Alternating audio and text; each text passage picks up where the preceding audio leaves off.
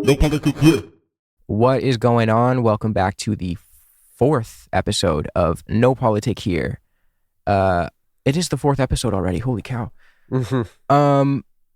Yeah, all right. We got quite the episode today. What's going on, Chris? Not much. Feeling very hungover. Celebrating the holidays, not Christmas in woke Keir Starmer's Britain. But yeah, all good, all good. Very excited as always to talk about Palestine. No matter how hungover I am, no matter how ill I am, I just adore talking about Palestine. Amazing. I'm also pretty sleep deprived, so I feel like we'll be on a level playing field. Oh, that's good news. That's good news. I was worried everyone was going to notice that I wasn't my usual fantastic self, but... No, you look handsome as ever. Oh, thank you. Thank you. What? Okay, so I got into a little altercation today, which is super out of my character because I'm always so loving and kind to everyone. Yeah. I mean, it was your first ever Twitter beef, right? My first ever Twitter beef, yeah. I think I said it was today. It was not today. It was like... No, it was not today. It's a while ago now. A week ago now. Yeah. A little more. I mean... It's a great person to be beefing against. One of the titans of industry, a real captain. That EpicMealTime guy. Yeah. Harley Moronstein, the aptly named. Dude, I just remember when I was like a young kid, like real young, maybe like 8th, 9th grade, my cousin and I would have sleepovers. We would like sneak out, buy some of the devil's lettuce and watch EpicMealTime. Really? Yeah. I feel like growing up in Britain, I was not watching EpicMealTime. I was more watching like, I don't know, TV comedies and doing that kind of stuff, you know, things like a Peep Show, The Mighty Boosh and things like that with my friends, or just generally sitting around and doing nothing, or sitting in fields, you know, that's a very British thing. Sitting in fields, like frolicking and stuff? No frolicking, more just like sitting in the cold and meeting up with other underage people to maybe have some booze. But I wouldn't condone that, obviously. It's probably against YouTube's policies. Wow. No, of course not. No. Do not follow in Chris and I's footsteps. We're bad role models. Yeah, definitely. But yeah, your first Twitter beef was very interesting. You know, the man who puts extra bacon in food is not happy with you. And I've heard that you've been using KKK slurs. I've been slurring, which is, we'll get into it, but if that is the case, that would be unacceptable. Well, this is kind of like a kangaroo court for you, you know. I'm going to adjudicate and see whether you've been KKK slurring, and if you have, I'll be replacing you with a different co-host, maybe. I don't blame you, man. I'm looking into Lona Box, Ahmed Fuad Al-Khatib, maybe Noah Sampson. I've got a real mix of candidates. That's actually one of the reasons I thought we shouldn't go with a mix of our names, a pun on our names when it comes to the show, because if something happens to me, say I die or something, I want you to remarry. I want you to move on. Yeah. Well, I'm glad that you've, stated that that's only ever going to happen to you because, I'm more of an idea than a human being. I'll live on forever. Kunstlerism. You're a healthy young man. Yeah, the influence that I've had on TikTok. Oof, there'll be someone to replace me who looks exactly like me, who sounds exactly like me, but maybe not British this time. Tell me if this is true.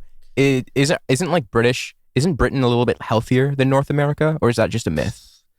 I mean, I don't know. I'm a sickly person, like ish, but I don't know. I feel like there's lower obesity rates probably because your food has a lot of like, that's what I was thinking. Chemicals in it. I don't think Canada's as bad, no?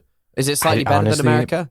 Bro, I don't know shit. Like, I have so many fucking, like, dietary restrictions. I can't have gluten. I can't have dairy. So I eat pretty healthy anyways. Really? Yeah, Damn. I got, like, tummy issues. I'm a bad bitch with tummy issues. Yeah, I know how that gets. I mean, I'm banned from eating the peanuts. I'm banned from eating fenugreek. And I can't eat pistachios either. So I'm really, really anti-Middle Eastern with that one. Pistachios, like every Middle Eastern dessert has pistachios in. And as well, generally Arabs and whoever's running Middle Eastern restaurants are pretty accommodating, so they always bring out free dessert. And when I was in Istanbul, I had like one of the nicest meals of my life, and at the end they brought out something that had pistachios on it, and I was like, you know what, I'll just eat round them. I'm not actually sure if I'm allergic to them. And then I spent the rest of the evening being sick, so damn. That shows you how hospitable I am. Yeah, you are. You're willing to put yourself in harm's way. Yeah, I'm a real soldier. You're a nice guy, man. Unlike yourself, if the allegations are true. Unlike yourself, the allegations. True. All right, let's get into it. So I just did my job, tweeted that we had an episode out with Noah Samson last week. Didn't really say anything controversial in it. I just said Noah Samson, and then I tweeted the title of the episode. I was like, Noah Samson breaks silence on Ethan Klein lawsuit, talks about liberal Zionism and more. No Politic here, episode 3. So people are liking it. It's getting some likes. The episode is doing well. Yeah. And Harley Morenstein of EpicMealTime chimes in out of the blue. I'm not following him. He wasn't following me. And he goes, that disgusting, beady-eyed, racist piece of shit. Just out of the fucking blue, man. And like, what am I supposed to do? He's attacking my boy. Am I supposed to just say nothing? Yeah. I say, and forgive me if this ends up being a slur, because I wasn't aware. I say, careful, Zio-Nazi. Your bloodthirst is showing.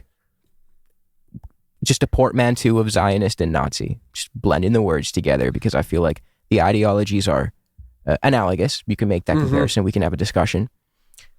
But holy fucking shit, dude. After I said that, you would have thought, if you logged into Twitter and saw all of his tweets, because he never would say the slur that I used, he would just say, this guy's a racist. He's slurring at me. He's slurring. He's using KKK sanctioned slurs.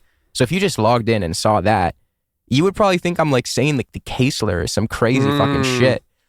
So well, that's more of a private thing you're getting up to, but you know. No. No, that's a bit of a joke. We jest. Dude, I never really say anything about this because I don't want to be that fucking guy who's like, it feels like, it feels the I have a black friend excuse, but my cousins are Jewish. So it's like, and I'm tight as fuck with them. They hate Israel more than I do, if you could believe that. Well, I'm just going to say, Isaac, adjudicating this case already using the I have a black friend defense. It's not going too well for you. It's not going too well for you. That's why I never say it, because I'm like, it's so fucking stupid. I don't even need to say it because I'm not anti-Semitic. But do you want to know an interesting, completely arbitrary fact? Mm-hmm. Did you know that the term, like, using a slur and then using it, like, shortened to the beginning letter, so the N-word, do you know where that began? Do you have any idea? Mm-mm. Apparently, it was during O.J. Simpson's trial because someone didn't want to repeat the N-word, say it. And obviously, previously, I'm pretty sure in American society, British society, people just would have been saying that. But probably in the wake of Rodney King, people didn't feel comfortable doing it. And that's actually where popular usage of, instead of just outright saying a slur and using, using the first letter and then saying word afterwards became popular. Well, I mean, that's kind of what he was trying to frame me as doing. Like he brought up the example of shortening Japanese to its first 3 letters or shortening Pakistani to its first 4 letters. And he said, well, if that's inappropriate, I believe he was kind of going at it with at this point, he's going at it with Bad Empanada in the comments. And he was saying, well, if that's appropriate or if that's inappropriate, why is it appropriate to shorten Zionist? And Zionist is not an immutable characteristic, or it's not perceived to be an immutable characteristic. It's a political ideology. It would be like if I shortened fascist to fasci or communist to commie. Yeah, and I also think in the context of, I'm sure that this is something we'll get into more, but in the context of how both of those terms would have been used, that was like during Yellow Peril sort of madness and general discrimination against Japanese people, and also in the context of Pakistanis, that was a slur pertaining to Pakistani people. I mean, Pakistanis aren't exactly treated that well in the UK right now, but at the time, it was related to kind of racist far-right movements in the UK, and they were the people using it. The fundamental difference here is that Israel is a genocidal settler colony. Yeah. And, sure, anti-Semitism exists as a form of racism, but against, Israelis with their behavior over the last few years, it doesn't come from, just a bizarre hatred of Israel because of its Jewish character, or Israel because they, are from Israel. It's literally because of the political actions. It's not a repudiation of their Jewishness in any way, shape, or form. But I'll concede this. Like if I went up to an anti-Zionist Jew who is not a Zionist, very clearly not a Zionist, and I go up to them and I use the first 3 letters of Zionist as a pejorative against them, or if I call them a Zio-Nazi, I would concede that that's anti-Semitic because there's really no reason to to call this person a Zionist other than to get under their skin and jab about their Jewishness, which is not anything I would do. I called a Zionist who is very, very proud and open about their Zionism a Zion-Nazi without even knowing that apparently this is like a bad slur. Well, I mean, so in my understanding, look, I had a look at his stuff on Reverse Canary Mission. He's on there? He's on there. He's on Reverse Canary Mission, and they got all the damn receipts. I think they're actually missing one of his worst and coolest actions was when Epic Bacon Mealtime Man decided that he was going to relitigate when there was a massacre of, I believe, 15 paramedics in Rafah and say, actually, no, the Israeli narrative is right, when even mainstream media was very quick to say, things don't add up with this story. Why on earth was Israel massacring huge amounts of paramedics, burying their bodies, burying all evidence? And he was trying to relitigate that. There's also a couple of other tweets where he's just trying to explain what genocide is with tweets that look very ChatGPT generated. And it hardly comes across as, I mean, in America, to be fair, he's one of the strongest soldiers of the Bürgerreich. So perhaps he is a great voice amongst Americans. He worked out how to put the most bacon possible in a burger. So that's a very important thing for Americans. He's Quebecois. No. Yeah. Sorry to break it to you, man. Ce n'est pas bien. I didn't know he was Quebecois. No, I didn't know that either. But I mean, it's obviously some Canadian on Canadian violence going on right now. Me and him beefing. I will say we had a conversation privately, and that's kind of why I'm not being over the top belligerent and aggressive towards him, because there's still a chance that he might come on the show and maybe discuss some things. Like, we obviously have very intense disagreements, specifically when it comes to whether or not Israel is an apartheid. I don't believe he believes it is. But on the topic of working out how much bacon can go in a burger, wow, there's a whole lot of agreement there. What do you think he's coming on for? I mean, if I for some reason can change his mind and revert him away from Zionism, I will gladly break bread with him and eat some bacon smothered Big Macs or whatever, despite my dietary restrictions. Yeah. So maybe you can have a Timmy Hortons together. What the fuck is a Timmy Hortons, bro? Tim Hortons. I've never heard anyone. So I've heard Tim Hortons and I've heard Timmy's. I've never heard of Timmy Hortons. Well, dude, I'm working on something big over here in the UK. You're a pioneer, man. Holy cow. I'm popularizing new kind of shit. And I'm thinking about starting a business, where I just put as much bacon in things as possible in a lasagna, an epic lasagna with, 6,000 calories. Bro, when you come to Vancouver, my nonna will make you a lasagna and you won't have to put any bacon in it. But yeah, I mean, I guess like on this topic, it's kind of really ironic to victimize yourself over the term Zio-Nazi when, we were like, we spoke about this before, but he's friendly with Sam Hyde, and Sam Hyde donated to Stormfront, like a neo-Nazi online blog, I think run by a guy called Andrew Anglin. There's also a truly unbelievable photo of him in full blackface, like he's painted his whole body. I think a whole body, bro. I'm just amazed by that. Yeah, no, I'm amazed by that. Yeah, which is kind of crazy, but Quebecois. I mean, Quebecois be up to crazy shit. Another thing that I don't really understand the logic behind was he was very upset because he claimed that the term Zio-Nazi was invented by the KKK, which is not true. That's not the case. What is true is that the KKK would shorten Zionist to its first three letters and then use that as a pejorative against people in different contexts. That's true, but that's not the same as inventing the term. But also, who the fuck gave David Duke the patent on shortening a word to its first three letters? Anybody could just independently think of doing that. That's not like, he doesn't have a fucking patent. There's no copyright restrictions. Pretty clever guy, clearly. He's worked out how to do something that no one else has. We both looked into it and neither of us really found much concrete evidence. Like there was a British member of parliament who we were looking into the case of with a couple of pro-Israel organizations that are ostensibly about fighting anti-Semitism in the UK. Neither of them actually said that, even though this British MP had used the term Zionazi, neither of them made this link to the KKK. I believe maybe this is a ChatGPT hallucination, because I like, genuinely, I feel like a guy who's putting epic amounts of bacon in things may be chatting to ChatGPT a bit too much. Maybe, but like I don't want to like throw it out and say that he's not, like, maybe he's right, but I just can't find it anywhere. What I can find is like antisemitism.org, for example, claims that like Zio-Nazi is anti-Semitic, but that's because they use the IHRA definition of anti-Semitism. So it's like they just consider comparing the policies of Israel to those of the Nazis across the board anti-Semitic. Yeah, which is true in my opinion. Anything against Israel is anti-Semitic, and people in the UK should be banned from chanting "Globalize the Intifada" from the river to the sea. I think everyone in the UK should be arrested whenever they have a negative thought about Israel. Personally, that is true.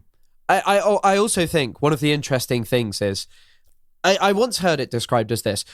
When like some Zionist is talking about colonization and they're like, actually the Arabs are the colonizer, none of these, I mean, some people have genuinely tricked themselves into believing it, but this is not a serious topic. The notion that the Arab conquests are colonialism, there are a couple of papers written about it, but people, first of all, make a major argument about the dialectical flow of how many significant early Islamic scholars actually were from not the Arab world. And there's an interesting thing, which is, whereas when the British had an empire, across a vast majority of a vast space, people didn't actually really contribute to British culture in any way. They obviously weren't allowed to, the colonized subject. I think the first best-selling Caribbean author in the UK is Edgar Mittelholzer in the 1940s or 50s, if I'm correct. But there wasn't really a dialectical flow. I'm sure with certain colonies, maybe you could make that argument, but generally it's not really a thing. But anyway, the reason I brought it up is because when a Zionist says it, they say it because they think it's a bad word. It's like a playground insult. They're like,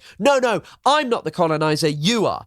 Why I call Israel or the modern Republican Party Nazi-like is not just because they're against Jewish people, in the context of the modern Republican Party. In the context of Israel, it's not just because I think they're evil and bad. I call them that because there's this line in settler colonial projects that runs from America to, to places like Israel and Nazi Germany. And I talk about it in the sense of like a very racist ideology, like a form of identity politics. Whereas people like this who are like, oh, you use the term Zio-Nazi, that means you're a KKK racist. It's not serious, because very obviously from your politics and the content that you produce, it has nothing to do with like a white supremacist ideology. Like it doesn't. It's about challenging that exact kind of thing wherever it arises and not exceptionalizing it as if it's, oh, this is just against Jewish people, but rather confronting, hey, Israel is bad because it sits in this very racist nexus of Western power across the world for the last, a few hundred centuries. Well, 500, 600, 800 in the context of Ireland. They fought us bravely without fear. Dude, ever since I don't know what I think we had a conversation about like IRA folk songs. The whole week I've just been fucking blasting them, dude. Yeah, there's some good ones in there. Come out, you black and tans. My Little Armalite. That shit's hard. Yeah. But yeah, I think that like the most important thing really is why you're saying it. Like, you're not saying it to just hurt a random Jewish guy. You're saying it because, I was gonna say, like, if you use that shortened version of Zionist against like a random anti-Zionist Jew, I would say, okay, that's contextually inappropriate. But the thing is, Harley understands the concept of contextually appropriate uses, because I took screenshots of him using the words bitch, cunt, and schizo, which are technically slurs if levied against the appropriate, or I guess in this case, inappropriate groups. And I posted that, and he goes, well, I never used bitch against woman. I never used cunt against woman. I never used schizo against a disabled person. So he clearly understands the concept of contextually appropriate uses. It's just when the slur is directed at ethno-supremacists, then all of a sudden the grasp on the concept of context just goes out the window. Yeah, exactly. And I mean, one of the other things is, like, the KKK were obviously awful and remain an awful organization. Unfortunately, to be honest, the kind of politics that they... Well, actually, you know what? Always the KKK were more prevalent than people imagined. I mean, I was reading this recently. Woodrow Wilson, the American president, wrote a defense of the KKK, saying that they'd been founded as a white self-defense organization in the face of, like, rampant, I don't know, black evilness or something. I mean, he was a big fan of the white race, so it's not really that surprising. But yeah, like, the kind of politics now going on in Israel is just, like, worse than the KKK. They're similar ideologically, but, like, what they're able to do, well, I suppose actually, you know, that's kind of bullshit, because Americans were able to do that kind of KKK style politics all over the world and to their own black population to this very day. Like, black people are kept in prisons and such. Yeah. I mean, we could go into how, like, Israel is, like, you know, the policies in Israel are very reminiscent of those of the KKK, but I feel like we've done that, like, last episode, the episode before. I feel like good faith actors understand this, but it's just strange for someone to get so riled up over the use of the word Zionist and Nazi, a portmanteau of those two words. Clearly, me trying to draw a thread, a connection between Zionism and Nazism, and spark a conversation as to why these ideologies, the structure of both of them, rhyme. But again, like, he just accused me of doing what he called Holocaust inversion, which I guess it's just, you can't identify structures that are around the realm of the Holocaust and extrapolate them over to what Israel is doing, even though, like, it's intellectually honest to do so. It's not like on its face offensive or anything. But stifling that discourse and blocking those comparisons from being made, I guess, saves face for the Zionist project, and ultimately that's the goal. Yeah, I mean, and of course, like, what Israel is doing is not exactly the same as the Nazis, but it's, you know, what is their plan? They openly talk about expelling 2 million Palestinians, and their point will be they are no longer Palestinians. They will have destroyed them as a social group. They will basically just be like any other Arabs, and Israel will take over all of their territory, and that's it. That's what the Zionist project is premised on. It's premised on extermination. Of course, not on the full physical scale of the Nazis yet, but after October the 7th, it's hard to tell what point they'll reach. But, you know, it is mass extermination coupled with a goal at destroying Palestinian social life with the explicit goal of expelling them away from being Palestinians, you know, severing the link between the land, severing the notion that they're refugees, severing the notion that they have any right to live in Palestine, and slowly replacing them with the, you know, like, as we mentioned a couple of episodes ago, the B'nai Menashe, like people from India, Jewish people from India, Jewish people from the Soviet Union, and saying, actually, we all have this magical connection, and the people who've lived here, who've contributed to this land for centuries, don't. Yeah. Again, I'm being pretty respectful to Harley right now for the reason that there is a chance that he'll hop on the show, and then we can maybe have, like, a conversation face to face about it. I just don't want him to watch this and then see me being, like, a belligerent asshole, and then he's like, yeah, I'm not going to call in, fuck this guy. I think it'll be pretty hard-pressed not to reach that conclusion just by watching any of the previous episodes or this episode, that you're a belligerent arsehole. True. If there's one thing people know me for, it's my temper, my hot-headed temper. You're being belligerent right now. Yeah. You're being belligerent when you won't let me talk about, I don't know, Britain for the whole time, and how good the British Empire was, and why maybe we should still possess Canada. I don't know. I'm looking into it. People are already onto you, bro. Like that random hit piece that someone made about you. They called you a British supremacist. I'm looking out for your best interest. I don't want people to catch on yet. I think the mask is kind of slipping, and they came across as one of the stupidest slop tubers imaginable. But I think what people have kind of actually missed is they saw the kernel that no one else could, that I'm this evil British supremacist who thinks that the British Empire was bloody brilliant, and maybe actually the woke left have got it wrong. And if we went back to traditional British values, the world would be good and cool again. But I'm working on something here, you know. I'm working on this. You pulled the wool over my eyes. I didn't catch on for a while. Yeah. maybe you should invite that lady on for a debate. I mean, you just had one. It went pretty well. Yeah, I made a new friend. I won a friend and influenced people, so I lived up to the title of my favorite book. So that felt good. But yeah, no, I did have a debate. And by the way, I like every time I have a debate, and I kind of used to do them on TikTok, and people know on TikTok it's not so serious. It's basically just some guy coming on and shouting. I don't know if you've ever seen the clip. I can send it to you if you want. There was an old guy who came on who runs like a bakery. And I knew he was going to be a moron. And he was talking about how America had actually really won Vietnam, which, like, objectively, in terms of America, no, America did not win Vietnam. They did not achieve their aims. No, they didn't. But he just wouldn't shut up. And so I just started playing Taiwan Tammy. No, is that it? Is that her name?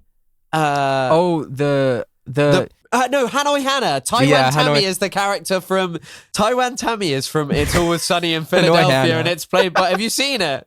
It's like an ultra racist character played by D. Yeah, it was not Taiwan Tammy. Sorry, it was Hanoi Hannah. Look, it's an alliteration. It's somewhere that probably once was a British possession. Maybe fair. I think it was Portuguese Taiwan.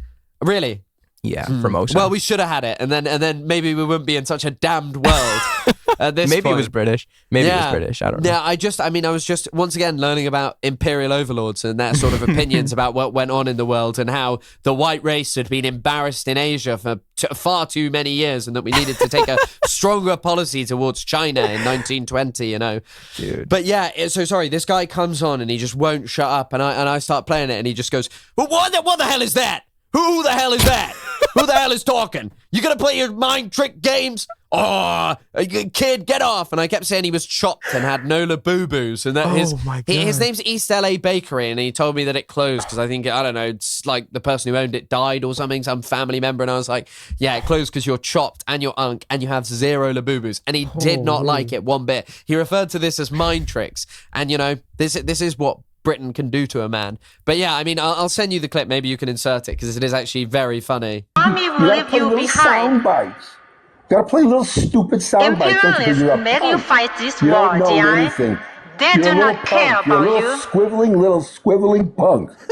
GI, your government has betrayed you. You will not return for you. Little mind tricks. I'll mute. This is what you want to do, silly boy. GI, your airplanes bomb your own men. You are not safe. I love Hanoi Hannah. I was thinking about getting back into music soon, and I was thinking of using it as like an interlude in like one of the songs because it's so hard, dude. It's incredibly hard. But yeah, I mean, I think you really should. You should sample it. I like it when she says your government have abandoned you. Yeah. Abandoned you. Your planes bomb your own people. GI. It's kind of awesome. It is awesome. She's an absolute Chad. I love the Vietnamese, dude. You know me. You know me, Ho Chi Minh. You know me. Yes. But, sorry, to get back to what I was talking about and how we kind of got to this point. Debate is, there's a certain poverty in debate. I think genuinely when people watch a debate, they go in liking a person, and any fact that person is going to give, they're going to be like, okay, yeah, that's like, oh, I like that fact. But when a fact doesn't agree with them, they'll be like, okay, I don't like that fact. Because in anything around Palestine, it's very difficult to like work out the position of certain people, because very often, like Ethan Klein did this in his debate, like all of a sudden the positions are softened and their actions like over the last 2 years that upsets people are kind of like just thrown out because they're like, well, no, I actually agree with you. But it's like, well, if you agree with me and you really feel the same way that, okay, there's a genocide, that there's apartheid, that there's ethnic cleansing, why have the last... And you have some basic understanding of Palestine. And one of the overriding things about Palestine, you know, if you look into any history, I mean, I was reading some Edward Said in prep for this episode. What he's talking about is how basically over all of these years, media, and this remains true to this day, media and mainstream media is very much dominated by a pro-Israel slant and establishment media figures who, especially now, actually really know nothing about Palestine. I think actually a while ago, politicians and media figures did have some base knowledge of Palestine. Now they just really don't know anything, it seems, and they largely just parrot pro-Israel perspectives, and lifting your head up and doing serious reporting on Palestine has not been beneficial in any country. And so for anyone like Ethan Klein, Lonerbox, and I think that this is one of the parts I was happiest with, was I was like, why would you spend your time attacking pro-Palestine content creators and being like, I need to change the narrative around support for Hamas? Because most people are not like overtly in love with the kind of like right-wing authoritarian Islamist ideology. Most of the biggest supporters in the West and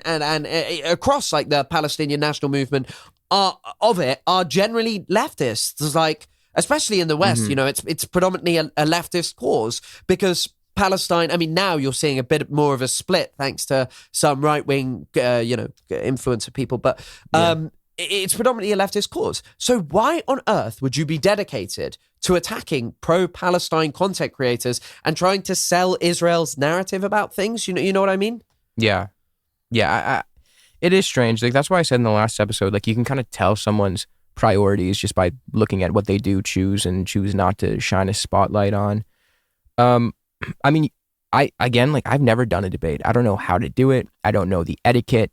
I don't know the sneaky debate tricks. But I feel like your debate with the Lonerbox, it was very good. Like, it was calm. It was informative. I thought it was nice, fun to watch. You guys covered the peace project, or the peace process, the supposed peace process, and forgive me if I'm wrong. Forgive me, Lonerbox, if I mischaracterize your position. But it was something, he was less sympathetic to the Palestinian side throughout the peace process, and you were more.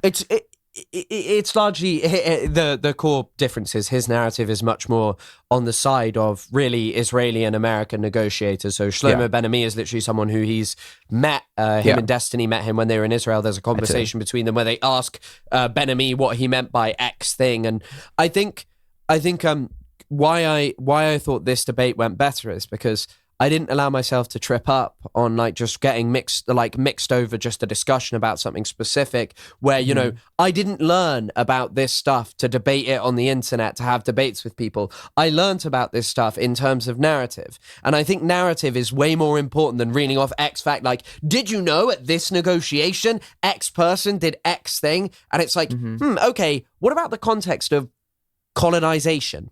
And I think that's kind of what we wanted to talk about today, like more narratives and looking at some of the details and points where I found it hard, you know, or points where I didn't think I was as strong, and where we can now use this episode to talk about some of them. Yeah. I guess the remainder of this episode we can just dedicate to going over the major peace negotiations or peace plans between the Israelis and the Palestinians, and we can talk about why, well, at least from our perspective, they were all pretty much unfair to the Palestinians. They were all unjust. We're going to start with, I guess we're going to go all the way back to the 37 Peel Commission and then end with, what, Taba? Yeah, I think so. The only thing I will say is, with doing research for this, one of the kind of interesting things is that the people who I find most interesting in their writings on Palestine and the peace process and such, I this is a bit of a guess, but there seems to be a bit of a dearth after Oslo. And I think it's because most people who are serious about the topic of Palestine saw their hopes dashed at Oslo. And so they're kind of less interested in the later negotiations, if I had to hazard a guess, because the problem is really that by these later negotiations, they'd seen nearly 7 years of what the peace process was and what had actually materially happened for Palestinians. And it didn't look good. It did not look good. Yeah, no, we'll get to all of that when we talk about Oslo and like Camp David and stuff. But I mean, even with like Barak, which again I don't want to give too much away now, but Ehud Barak during the Camp David process, Ehud Barak's presidency was what, 2 years, 1999 to 2001.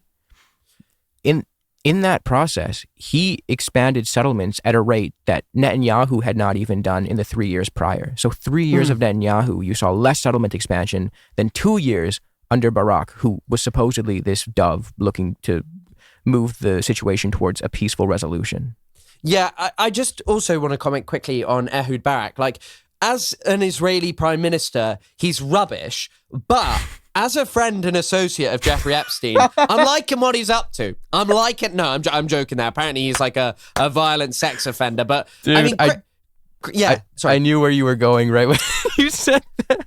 Well, what can I say? I mean, have you seen that photo of him in a dressing gown with the glass of wine stood over the toilet? That is brilliant. Yeah. Like, what was he doing? And also, apparently, allegedly, one of the emails states that Epstein was with Barack, and Barack drew a map of Israel on like one of Epstein's many chalkboards and whiteboards. It would be really interesting to see what he drew with weird, rich, super influential man Jeffrey Epstein, like privately, because Epstein apparently never wiped it away. So there probably is actually an image of that out there, but we don't know. And we just have to wait until we find out more about Ehud Barak and his escapades with New York financier Jeffrey Epstein. Yeah. I mean, the Epstein, you know what's really fucking pissing me off? I should say disappointing me is the Chomsky stuff, to be honest. The Chomsky stuff's disappointing. Yeah, and the other thing is if you look into it, there was a couple of articles that I read on stream a while ago. Chomsky's been quite disappointing around a lot of this. Did you know notoriously he answered every email, and people would ask him about like, they asked him about the Epstein stuff, and he's like, it's just private stuff, none of your business. I saw that. Bro, the guy is getting, I mean, in my understanding, he's not very cognizant right now, but and I don't think he ever will be again, but the guy is probably getting slaughtered the most out of the Epstein files. Like, there's a lot of people who are in a lot of trouble with the Epstein files, but like the stuff, just like rapid fire of just, here's Chomsky with X person, here's Chomsky doing this, here's Chomsky doing that, here's Chomsky with Epstein on the Lolita Express. And it's like, it also, if you read into any of this, anyone who was around Epstein knew what he was like. I mean, Woody Allen talked about him having like an entourage of what he described as assistants that were kind of like barely legal 15, 16-year-old women. And Chomsky has been a major disappointment. I'm surprised Finkelstein's avoided it, because him and Chomsky are very good friends. But clearly, I think Finkelstein's a bit of an even odder character, so maybe that's why. I maybe I'm misremembering, but I'm pretty sure he denounced the Chomsky connection. Who? Finkelstein. I'm pretty sure. Well, he was disappointed, or was like... Yeah, he was disappointed. Unless I'm wrong and I'm hallucinating this memory. But what I do know for sure is my goat, Michael Parenti, was nowhere to be found in those. So if you're familiar with the Virgin Chomsky and the Chad Parenti meme, that's one more point for Michael Parenti. Well, I guess as well, Chairman Mao, not in the Epstein files. True. Karl Marx, Engels, not in the Epstein files.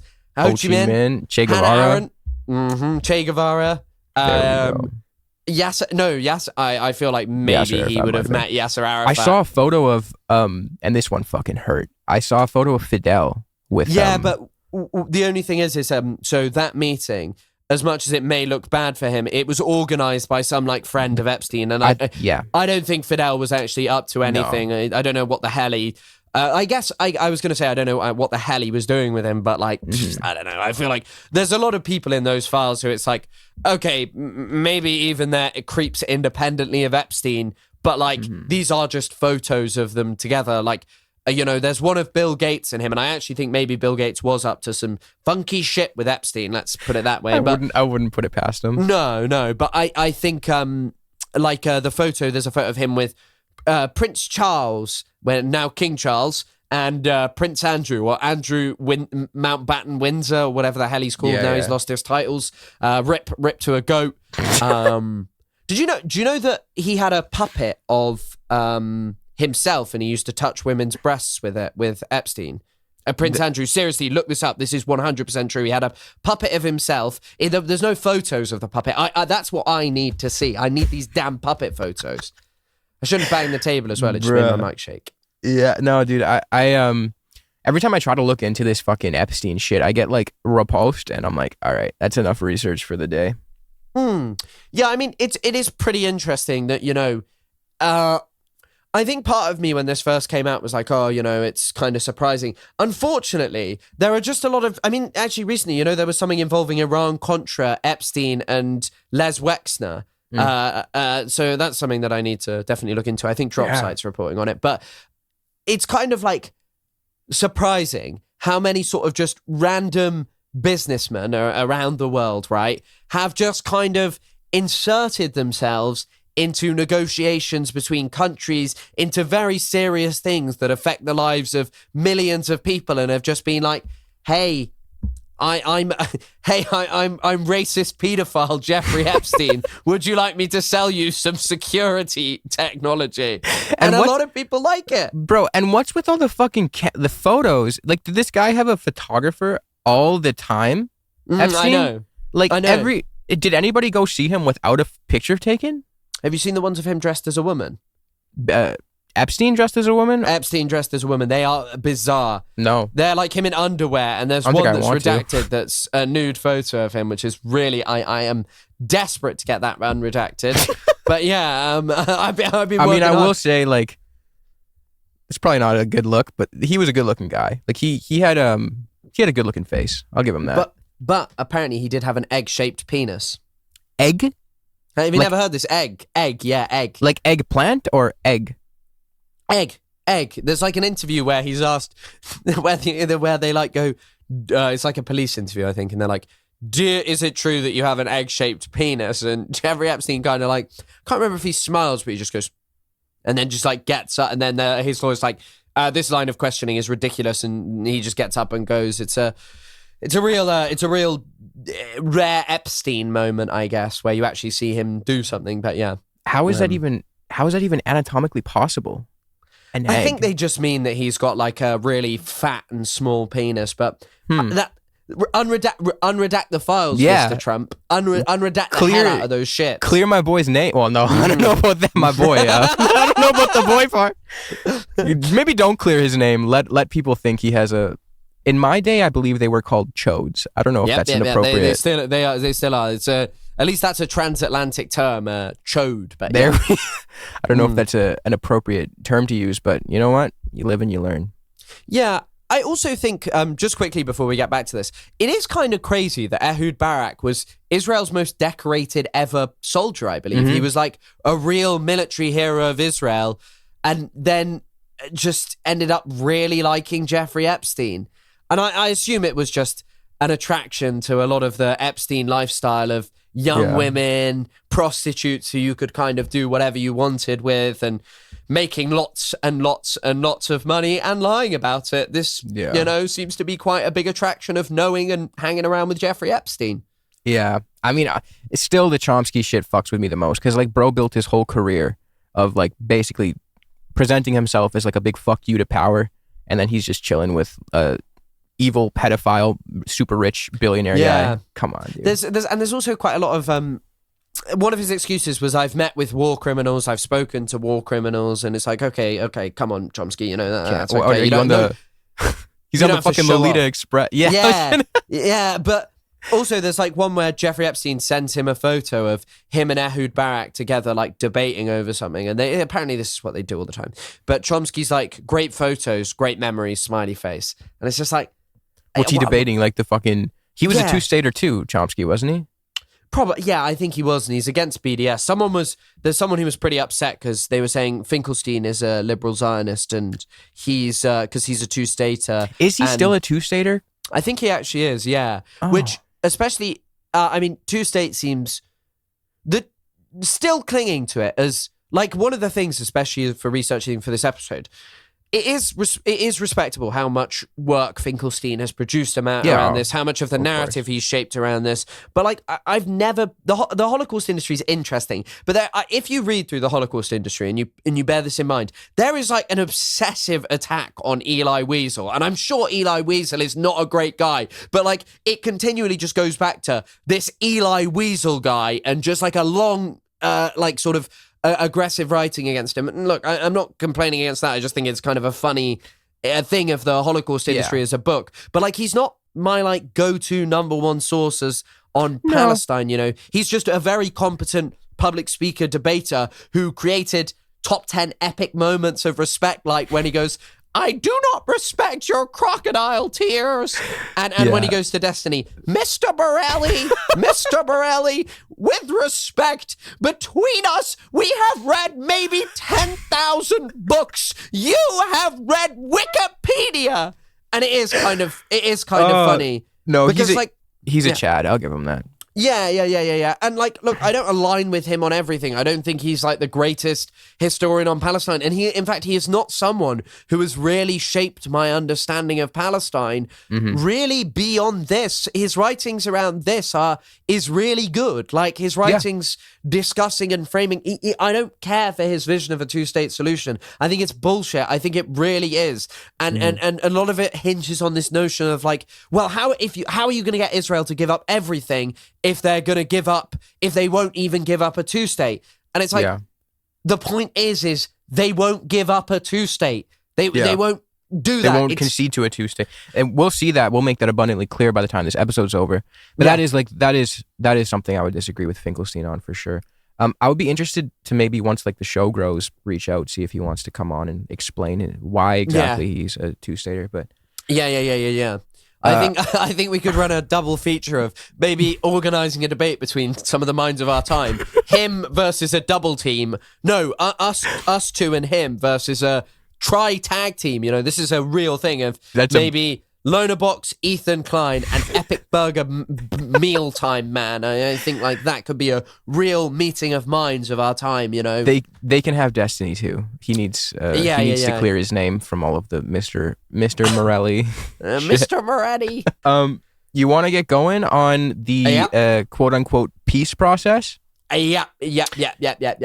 I'd say before we start, like, because we are going to be talking a lot about the the two-state solution and like the all of that, the stuff surrounding the process of achieving that or trying to achieve that.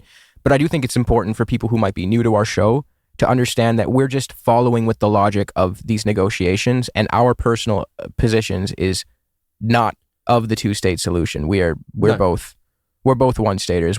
This is a comment I saw in like one of our videos. They're like, oh, these guys are normalizers. They're two-staters. I was like, the fuck, bro? We've been pretty abundantly clear that we don't find that to be a tenable solution or a morally just solution either. No, because it doesn't really... And also, I think there's this other dimension where... What are you going to do with like... I don't know how many actually ideologically like fully extremist Jewish settlers there are in the West Bank, and East Jerusalem, but there is a hell of a lot of them, and they are like they believe that the Israeli government to give back any land conquered, let alone 22% of historic Palestine, would be an affront to God. And I'm not going to lie, once Mr. Barack or I was going to say Mr. Epstein, maybe he will be Israeli Prime Minister after death. I don't know. I'm looking into it. But he's coming back. He won't be the first demon to be the Prime Minister. Mr. Olmer or any of these people, once they're gone, I think unless you have taken such unequivocal steps against Zionism, whoever comes back is just going to be like, right, no more of that. Settlers are getting empowered again. It's like, we saw that with Sharon after Barack, but yeah. I mean, another thing is just partition in general is what it's conceding to the logic of the colonizer. The idea that hostile foreigners can just come to your land, subjugate you economically, subjugate you physically, treat you like shit, kill you, and then take even a portion of your land would be unacceptable. There's a difference between going there and trying to join the existing polity as like an immigrant or a refugee. That's a different story.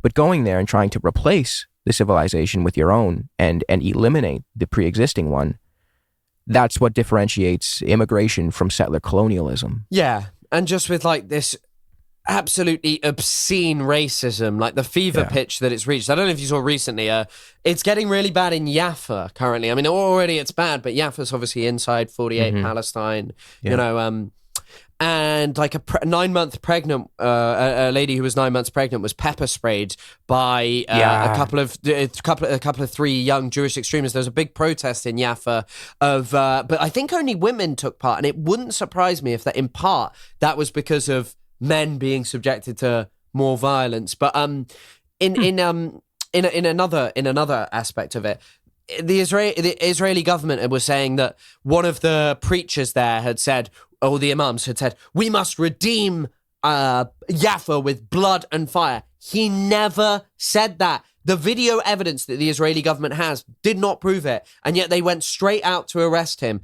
Like, if you're an Israeli government minister, you can be like, I'm killing everyone in Gaza, and we're gonna exterminate all of them, and you have the material power to incite your base to do that, to add fuel to extremists who are already engaged in that, and that is not a crime in Israel. I think that this is such a good apartheid distinction of like the number of Jewish people who are doing it, who are like heavily criticizing the Israeli government is minor. But like if a Palestinian calls for the extermination of Jewish people, they'll probably be arrested, tortured, sexually abused in prison indefinitely. But if an Israeli Jewish person is like, let's kill all the Palestinians whilst Israel is mass killing Palestinians, that's all good, even though the Geneva Convention prevents that, Yeah. Like, you're meant to punish incitement. Sorry, I've hit my mic.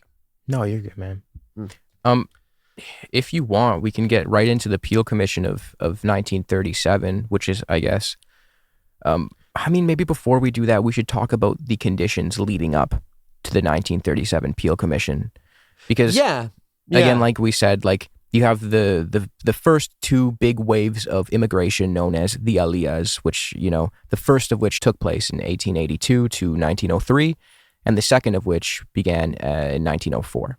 The first wave of immigration, the first Aliyah, was actually okay with employing the local Palestinians, although that was an exploitative employment structure. It was resemblant of, like, say, colonial plantation type structures. But the thing that separated the second Aliyah from the first Aliyah was that the settlers that arrived in the second Aliyah wave wanted something called the conquest of the labor market, where they didn't want to employ Palestinians. They didn't want Palestinian goods on the market. They went through these secret backroom deals with their absentee landlords, purchased the places they lived, the farms and villages that they worked on for generations, and evicted them. Yeah. So this is all important information to cover before we get into the 1937 Peel Commission, which is a commission proposed by the British to partition Palestine and create a Jewish state. Well, I learned something interesting today. Do you know when partition was first ever proposed? No. Apparently, it was first proposed in 1919 by the World Zionist Organization.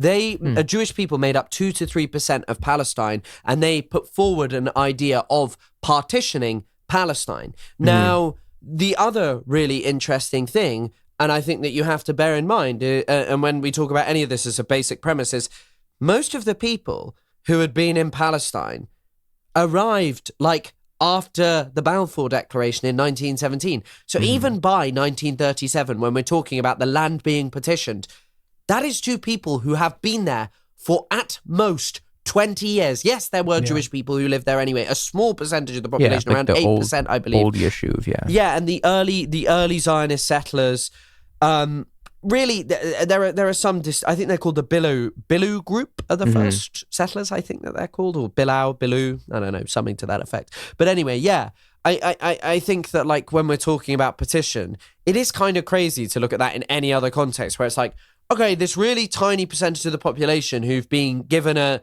guarantee to take over your land by a racist colonial power, who the man who proposes it, Balfour, is talking about how he could never sign a League of Nations convention agreeing that all human beings are created equal, that's not normal, that is going to lead to racist injustice. Yeah. And there are a whole load of racial injustice. There's a whole load of commissions around this. There's like the Hope Simpson Commission, the King Crane Commission, where they go and investigate, and they're like, this is a bad idea. Like, the things going on in Palestine are not good. And like the sort of fever pitch that it reaches comes up to the 37 Peel Commission plan amidst the biggest outburst of Palestinian resistance. The Great Arab Revolt. Yeah, the Great Arab Revolt. Huge Palestinian resistance that is a direct response to Palestinian dispossession and marginalization and their fears of what's going to happen. And it requires a huge crackdown to destroy. It's also worth noting that in the Balfour Declaration, that the language used literally just reduces the existence of Palestinian Christian and Muslims down to non-Jewish inhabitants of the land. So you got the settlers coming from Europe in the late 1800s, ostracizing the Palestinians, treating them like shit. And then in 1917, you have the Balfour Declaration that reduces their existence to merely non-Jewish inhabitants of their own land. So all of this is context to keep in mind before we start discussing partition, because you, I, any reasonable person would be completely against the idea of partition with a hostile invading force. It's not like the Zionist settlers moved there to join the existing polity. They moved there to replace it. Yes. I think that's nigh on undeniable. And some of it is a response to conditions on the ground, why it reaches that point, or that's an argument made by some. But I tend to view this more through structures, and I take more the position of the settler colonial, seeing Israel as a settler colonial project, and that the elimination and the desire to establish a Jewish state in Palestine, this would always be what it became. This would always be like expulsion, mass dispossession, marginalization, and extermination of the indigenous population is always what the Zionist project was headed towards. But there's also some people who make this argument of basically the problem was that Palestinians were willing to work for less, and by including them in the labor market, it depressed Jewish wages, and a European Jewish person, even though they had pretty shitty standards of living and was subjected to, horrible violence in the pogroms, that going over to Palestine was pretty fucking difficult. The work was backbreaking,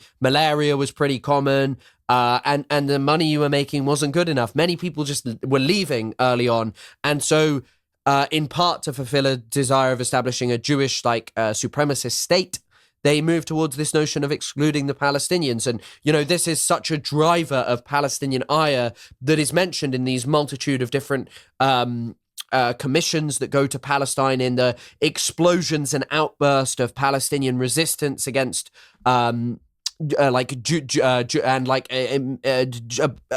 Jewish presence in the land, like Jewish immigration and all of this stuff. And, there's a very interesting quote from Musa Kazim, who was the mayor of Jerusalem, and it's in a petition that was given. And what the petition talks about is not actually a problem with, say, Jewish immigration per se, but the problem that they're starting to sense, hang on a second, this is being done to replace us. And if it is done, we will allow and accept Jewish immigration, but only if it is balanced to maintain demographics that currently exist here. So it's balanced alongside major Muslim immigration, major Christian immigration, to grow and bolster the land, but not to change it and alter it fundamentally. Because for thousands of years, Palestine, what existed prior to Zionist colonization, was the culmination of thousands of years of history. It was that culmination of what Israel likes to fancifully pretend that it has this continuous link to. But it doesn't. It doesn't. It's something that emerges. Like, of course, yes, Jewish people have a connection. But what I'm saying is, this is something that is a modern European-style state in Palestine. Yeah. It's not continuous or contiguous with what was there thousands of years ago. What existed in Palestine before was. This is not even something that the early Zionists tried to hide, right? Like, their agencies, their organs for colonialism were literally called colonial agencies. Herzl literally said that by doing this, they would form a rampart of Europe against Asia. Like, this is a colonial movement. It's very openly. He also literally said, I will never be anything but a German-speaking Jew, and that the way he would become that, though, is by doing colonization in Palestine. The guy did say some pretty crazy shit. There's one where he wrote, I think, to his fiancée or to some associate, and he said, what if I were to tell you that there are some good things about anti-Semitism? And there were discussions of how they would make the best friends out of anti-Semites, basically. A funny reality today where we still see that. I mean, and this kind of moves us towards, petition in 37 and Palestinian rejection of. I guess we don't need to get into heavy detail, but it's. All I will say about the Peel Commission is, so keep everything we just said in mind. This comes off the backs of subjugation, heavy subjugation of the Palestinians by the newly arrived settlers. And the Peel Commission is basically a plan to partition Palestine in the wake of the Great Arab Revolt, because there was obviously a lot of tensions, a lot of violence, and the British believed that the best way to go about this was to give each group a state of their own, and the Peel Commission planned to give the Jews a state on 20% of the land and allocate most of the coastline, some of the country's most fertile and economically valuable agricultural lands. And the Arabs were to be allotted the poorest lands of Palestine. That's what Eugene Rogan wrote in The Arabs, A History. Mm-hmm. Crazy book title, just calling it The Arabs, but it's an all right book. I've read quite a decent amount of it. It was recommended by decent professors at Exeter. Okay. So. Do you want to hear, this is a break from, I guess, our main point, but do you want to hear something funny?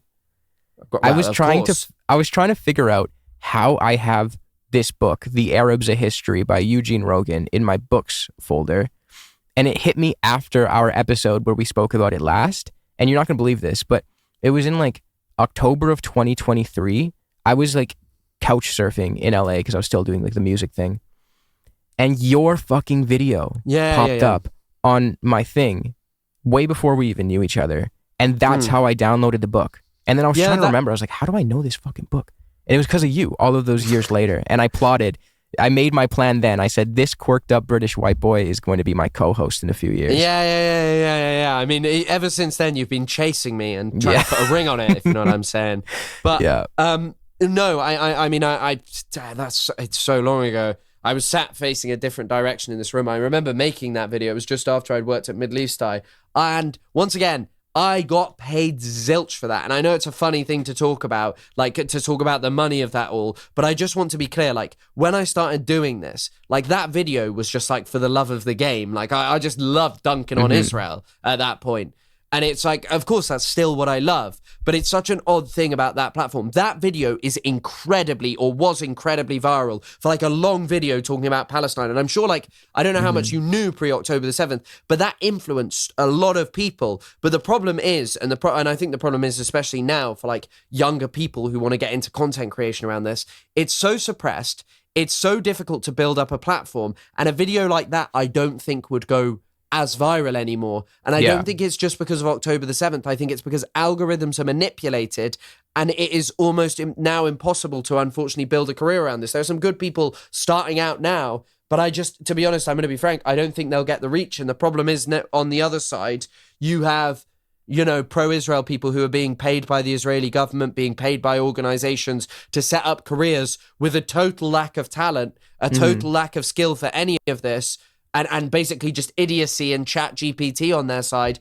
But because the algorithms favor them, because the Israeli government is handing out millions and millions of dollars for Hasbara, I think it's kind of a sad thing, you know, where like a video like that once upon a time did go really viral. I don't think there's scope for that anymore. Yeah. Because it's, you know? Yeah. It's sad. It's very sad. I mean, I do think YouTube would probably be the best platform to make an actual difference when it comes to specifically this topic. Yeah, I think in terms of like pushing people to know more about it, but I think in terms of trying to get people to protest and stuff, I think there is a certain power to TikTok. But unfortunately, it's been taken over by Larry Ellison and Tony Blair, and now all I'm going to be allowed to hear about is why I should... abundance maybe is the only leftist talking point I'll get on there. Yeah, that's the new Overton window. Abundance is the furthest left you can go. Yeah, let's get back to the right. So if you don't mind, unless you have something you wanted to. No. I was going to say the reason I think the Peel Commission is so interesting is because obviously the Palestinians would reject this. Sure, the Jewish state was envisioned to be relatively small, 20% of the land, but still it got a lot of very economically valuable land. But obviously the Palestinians are going to reject any partition with a hostile invading force. That makes total sense. But the narrative that emerged from this was that the Jews accepted this humble, small state while the Arabs just offhand rejected it. But that's not true either. Like the 1937 Zionist Congress formally rejected the plan because they thought it was too little land, but what they did accept was the principle of partition. So that's why I think 1937 is important, because they get credit for accepting it, but they didn't actually accept it. They formally rejected the 1937 Peel Commission in specifics, but they accepted the principle of partitioning the land, which is easy for them to do. They're not from there. Yeah, and I mean, I'm sure that when we're doing this, you can show the map. It is crazy to give away Haifa, Akka, like just major ports on the Mediterranean Sea. Yeah. And the agricultural lands in the Jezreel and the Galilee. Yeah, and also the the West Bank is very hilly and such. But also a funny thing about all of this is now, like, Zionists are using the term Judea and Samaria, and they're like, we must have Judea and Samaria. These people did not care about Judea and Samaria. Yeah. This term that we now apparently have to call the West Bank, because the West Bank is an invented term, was popularized in the 1970s by Menachem Begin. No one was calling it that otherwise before. Not a topic of interest. They didn't like it. They didn't care about it. It was not something that they wanted to do. Well, also around this time, around 37, David Ben-Gurion was writing letters to his son saying that he was open to accepting partition as a way to get the foot in the door and grant the Zionist movement international legitimacy. But his goal long-term was the possession of the land as a whole. His goal was to abolish partition and take over the entirety of Palestine.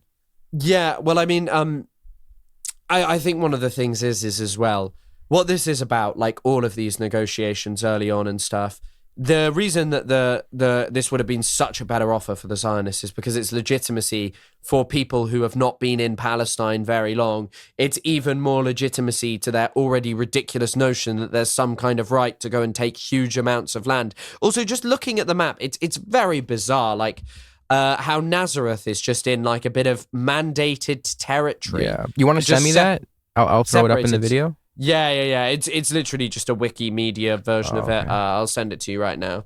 But yeah, and then I guess things. So that's an attempt by the British. Who proffers it? Peel. Is it? It's not Robert. No, Robert Peel was long dead. Lord Peel. No, it was Robert Peel. He was not long dead. He died when he said he was long dead. He died in 1937. Oh wow. So the last thing he did. Yeah, and it was shitty, like probably all the things he did throughout his life, but whoops, he was a British politician, so not really surprising.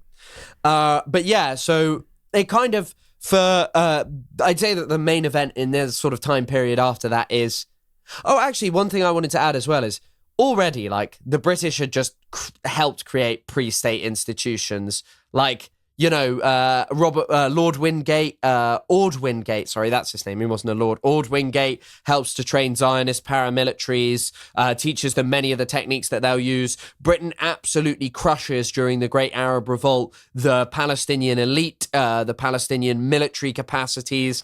They manage to destroy it through many practices, actually, that Israel go on to use. Summary executions, curfews, raids on people's houses, and another technique that Israel loves is demolishing people's houses if were suspected of a crime. So like just dynamiting an entire house. The British were the first ones to do that because, of course, we were, you know, Zionists love to pretend that Israel is this wonderful innovation, but it really isn't. It is just the same old racist colonial shit repackaged and veneered in the age of social media with some of the most vapid and annoying people as its spokespeople. You know, like Hen Mazig might be like, I'm gay from Tel Aviv.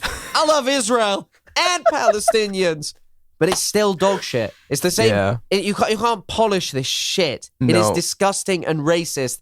And the Zionists certainly learnt a lot from the British. And then, but then obviously where it kind of moves to next is the 47 partition plan, which is by the UN. The British are done with the issue by this time. They think that they can't find any solution.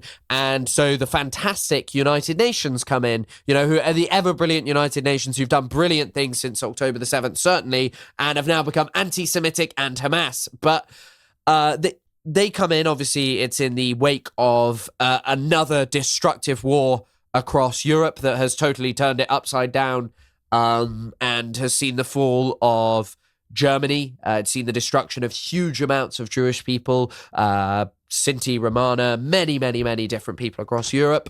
And so the UN comes in and decides to partition. But it's also obviously very importantly seen the rise of Zionist militias, paramilitaries terror organizations starting to turn against the British, right. As I mentioned, a very sore point for me. I'm ear-gooning, yes. When you look back fondly on the ear-goon, you're ear-gooning. Yeah, I'm ear-gooning. That's crazy. Menachem Begin couldn't help himself from ear-gooning. He couldn't stop. But yeah, and so we kind of 47 is another partition plan. Yeah, United Nations General Assembly Resolution 181, which was the 1947 partition plan. So again, building off of the logic of partition, but this time it was the UN, as you've mentioned. This partition plan is even more unfair than the 1937 partition plan or partition proposal. In this one, the Jews, by this point, Jews constituted about a third of Palestine's population, and they owned less than 7% of the land, yet they were allocated 56% of Palestine by the UN plan. So put yourself in the Palestinian shoes. Let's do a little bit of basic standpoint epistemology. What would you do if you lived in a land for generations and a newly arrived group of settlers comes and the UN gives them more than half of your land? More than half.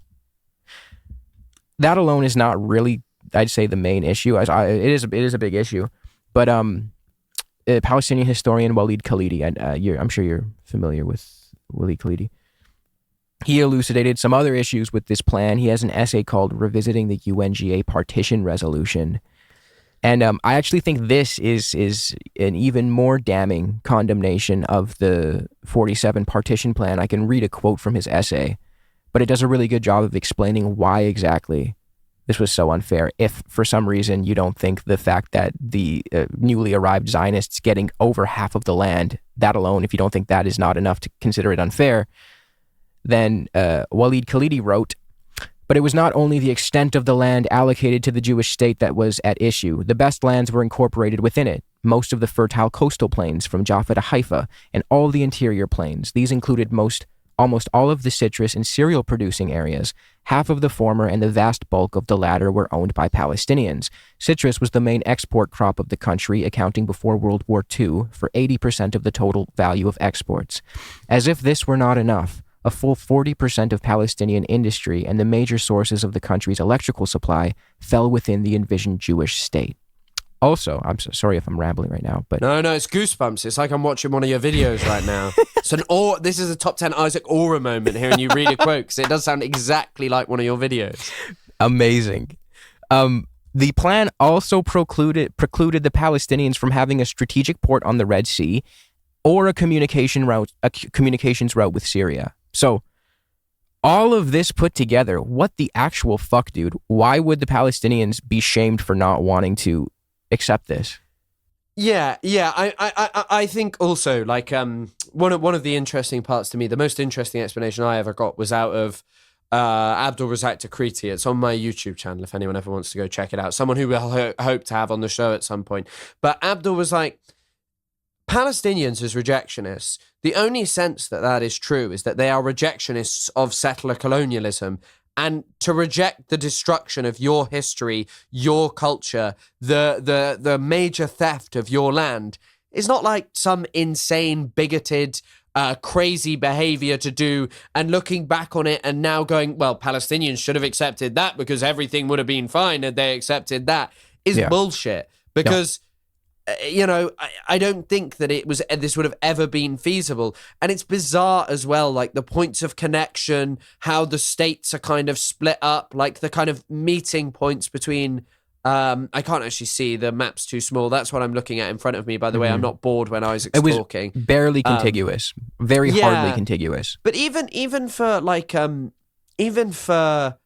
the Jewish state, it's just a funky map. And so I read somewhere, or someone once said to me, I couldn't pull a quote for this, but they said a lot of the UN's best conflict resolution people didn't actually work on this, and the UN was a pretty crazy institution at this time. Douglas MacArthur was...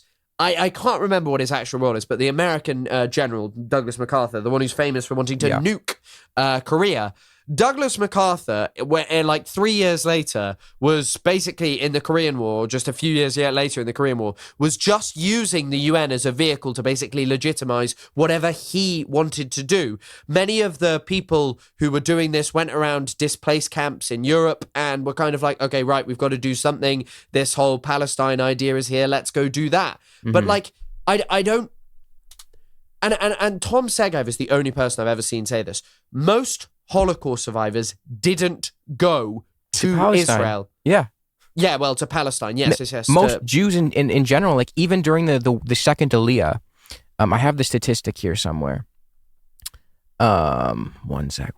Sorry. No, you know what? I don't want to fuck up your train of thought. You keep going. No, you're not fucking it up at all. I mean, I'll just add one thing. It's like kind of this funny thing of like, how people still try and defend Israel as like this great safety net for the Jewish people. There are like 7 million. There are 7 million Jewish people living in North America, right? Is that the number?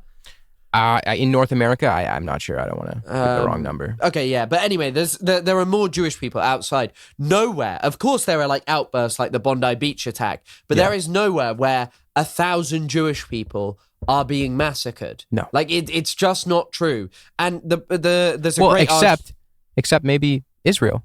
Except in Israel, exactly. And Boaz Evron made this argument.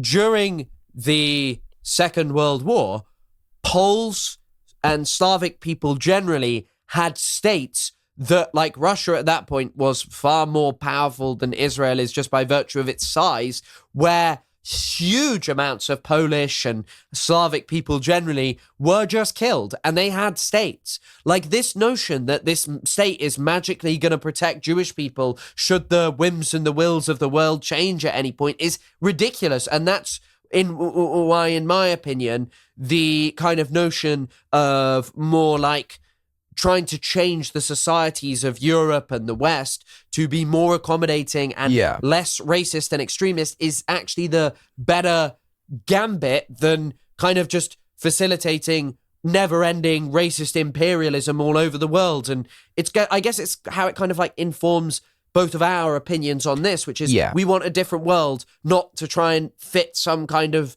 bizarre solution into Palestine that would have never worked. There's just two things I want to add to that.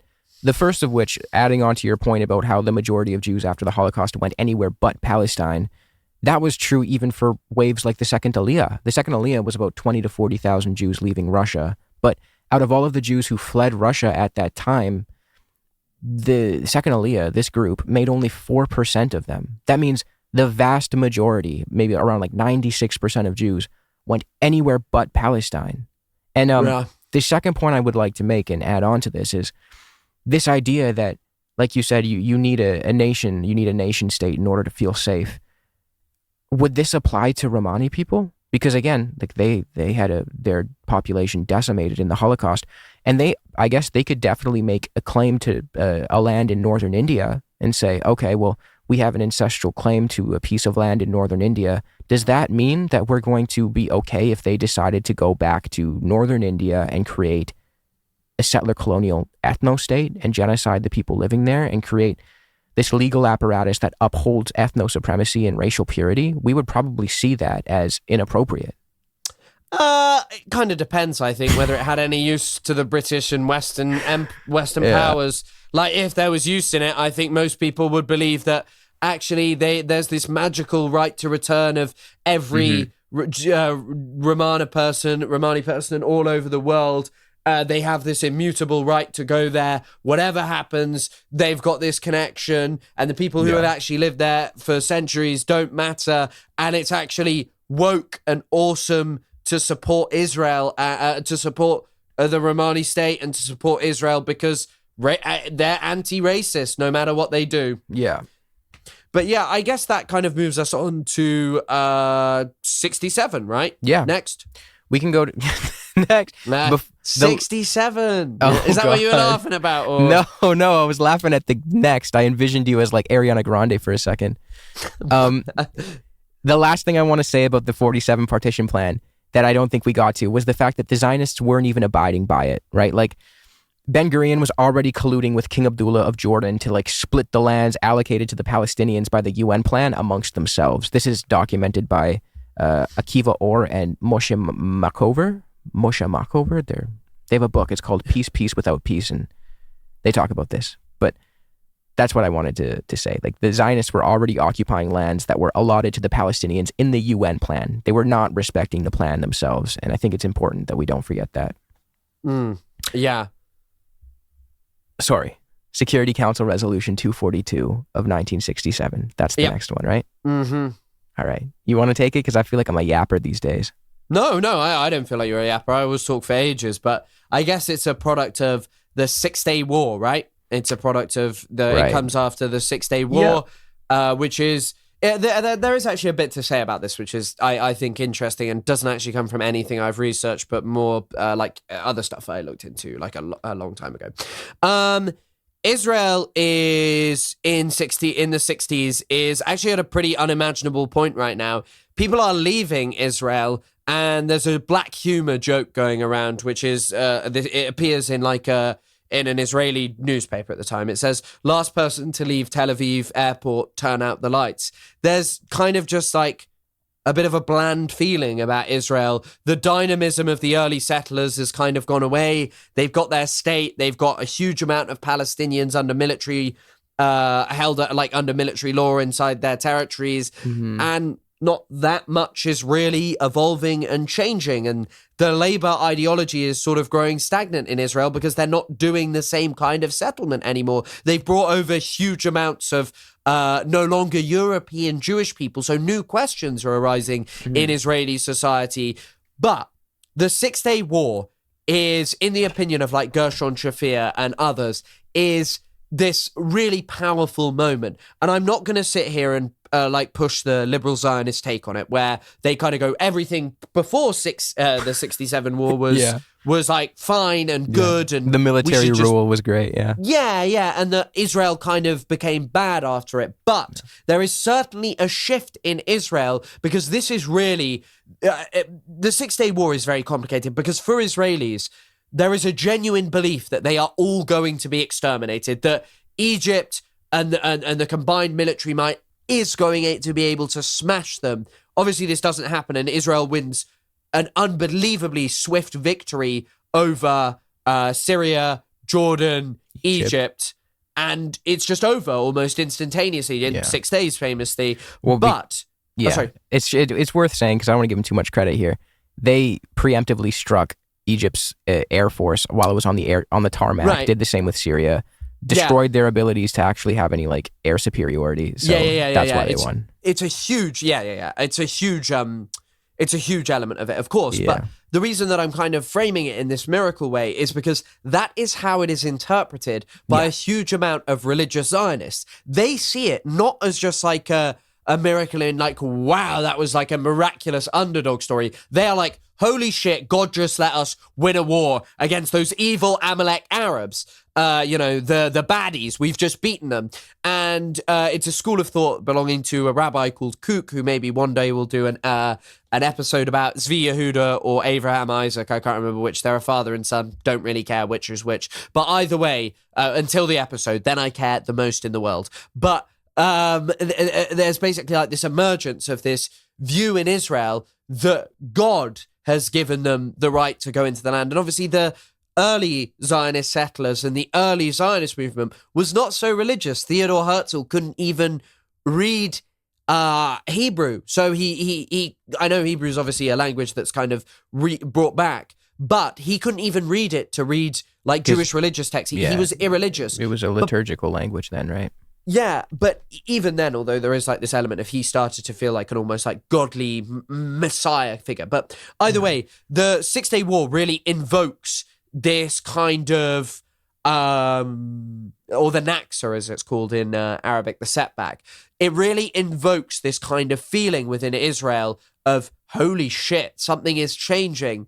And so what starts to emerge, as we've spoken about in previous episodes, is more of like a right-wing shift. And the old Labour Guard doesn't really know what to do. They kind of start justifying settlements through what they call the stockade and watchtower, which is they say settlements are defensive, but then actually they're even under their plans, I believe Kiryat Arba is set up in Hebron by literally just like after a religious festival. A load of Jewish people just go there and just establish it. And they're like, we're doing this. And the government kind of accedes to it. And then eventually Rabin gets into power in the 70s. And he just starts like a 74, and he just goes, right, settlement time, baby, settle. But yeah, sorry, I've kind of just given like an overview, but I think that that's like kind of interesting stuff, and it's important context. Yeah, for sure.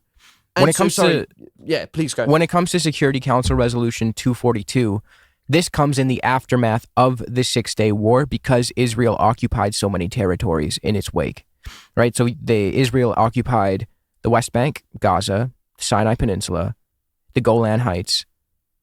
Am I missing anything? East Jerusalem. I knew it. Okay. And the West Bank. You said the West Bank, yeah, right? The West Bank, yeah. Yeah. So Israel is now occupying these territories. And in the wake of the war, as Israel is occupying them, we get Security Council Resolution 242, which is crafted by U.S. and U.S. officials.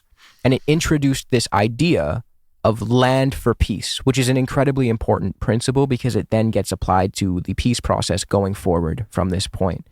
The idea is Israel would pull out of the territories it just occupied in exchange for recognition from the Arab states. That's the whole concept. Rashid Khalidi refers to this as like the third declaration of war against the Palestinians.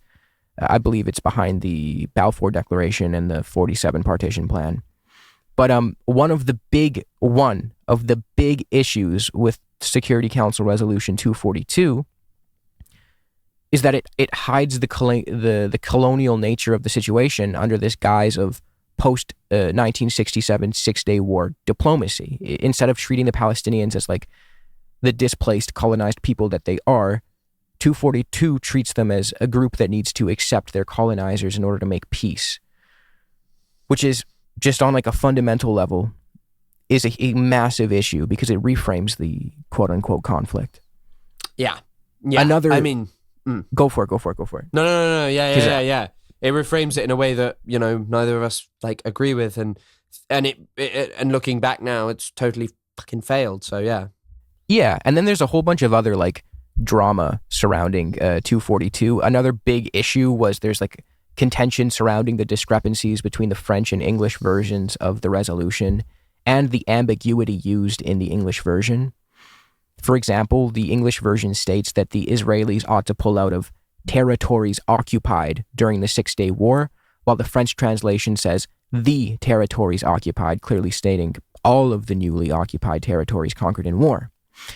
The pro-Israeli interpretation argues that the ambiguity in the English version of the resolution allows Israel to pick and choose which territories to pull out of, while the pro-Palestinian interpretation argues that since all UN language versions are equally authoritative, the French version is not ambiguous. Israel should pull out from the land that it's occupying, all of it. Yeah, I mean, this really taps on something that I absolutely despise, which is the world of Israeli lawyers. These people are monsters. There's one example of something called Moat, which is dead land. And this guy mentions it to Sharon, I believe. I watched the documentary about it. Anyway, it's like an Ottoman concept. And basically, if land hadn't been cultivated in 3 years, it could be taken away. It means, I think Moat is the correct term. It may be something else. But anyway, this guy goes and he basically gives this concept, and there's like, oh shit, here's a really smart way to dispossess Palestinians. And so one of the things they start doing is telling Palestinians, come over to Israel and do your agricultural work. You'll get paid more. You don't have to leave your land. You can just leave your land. And then when Palestinians hadn't cultivated their land for 3 years, all of a sudden the Israeli government were like, oh yeah, we've got some new way to steal your land. And it's like absolutely crazy. This world of Israeli lawyers is like truly unbelievable. And it's just cooking up horrible ways to abuse and dispossess and maintain a racist settler colony. The British diplomat, his name was Lord Caradon, who actually drafted the resolution, he admitted as much. He admitted that the ambiguous language used in the English version was so that Israel could, I guess, just use it to however they needed to in the moment.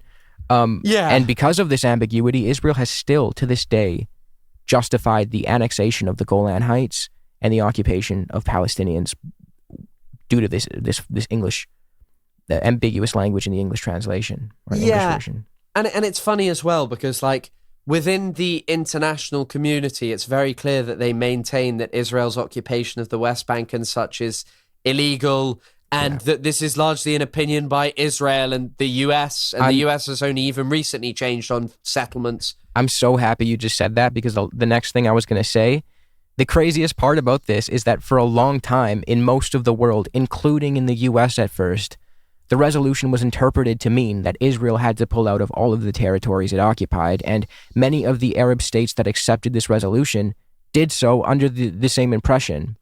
Chomsky, I know we were talking about him earlier, he's a little bit tarnished right now, his image, but he has a good quote about this in his essay called The Israel-Arafat Agreement, where he says, and I quote, "In most of the world, including Europe, Resolution 242 has been understood to imply Israeli withdrawal from all of the territories occupied during the war, with at most minor and mutual adjustments.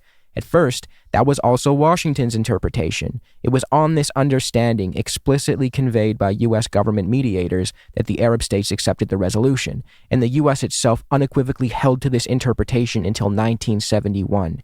In those years, Israel was alone among major actors in rejecting this interpretation of the document." Yeah.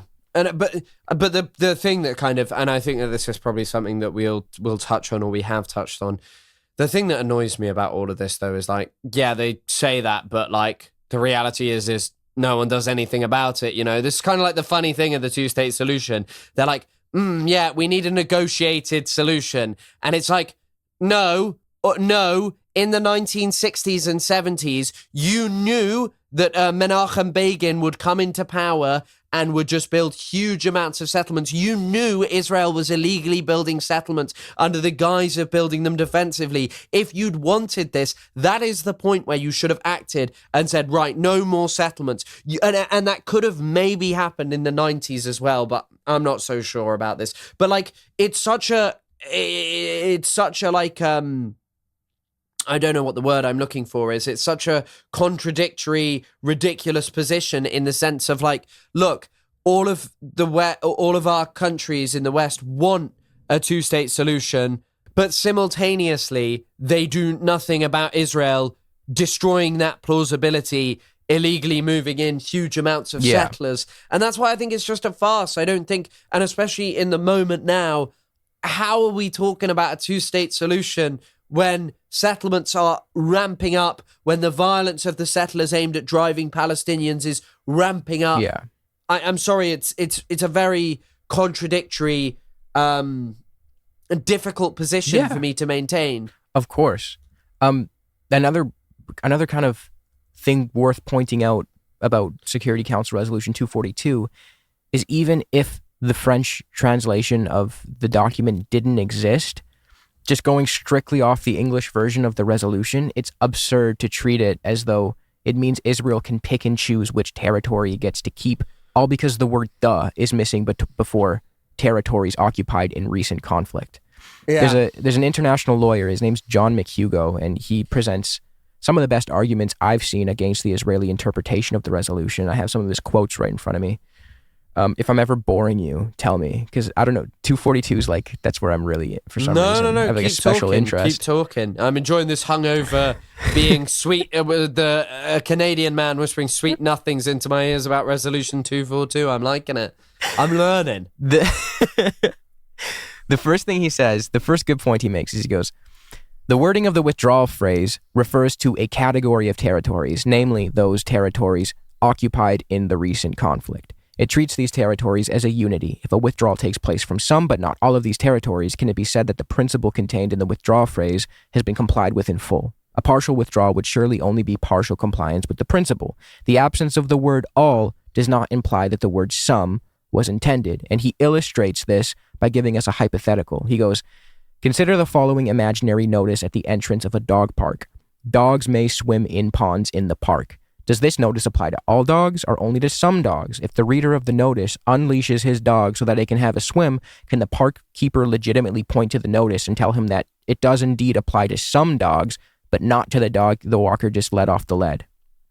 And then the kind of, I think the smoking gun here is that you could use this logic, you could use this very logic against other parts of the same resolution. So he goes, Moreover, wording can be found in other phrases in Resolution 242 where all or similar words or a similar word is absent, but where it is clear in context that all is meant and there are no grounds to assume that only some was intended.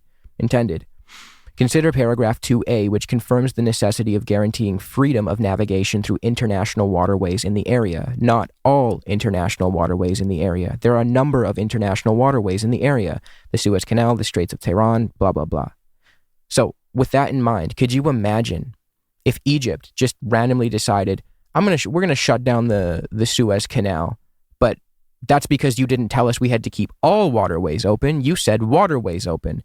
If Egypt did that, if they shut off the Suez Canal, there would be a war over that, and they would be operating on the exact same logic that Israel uses to justify the withdraw phrase in the same document.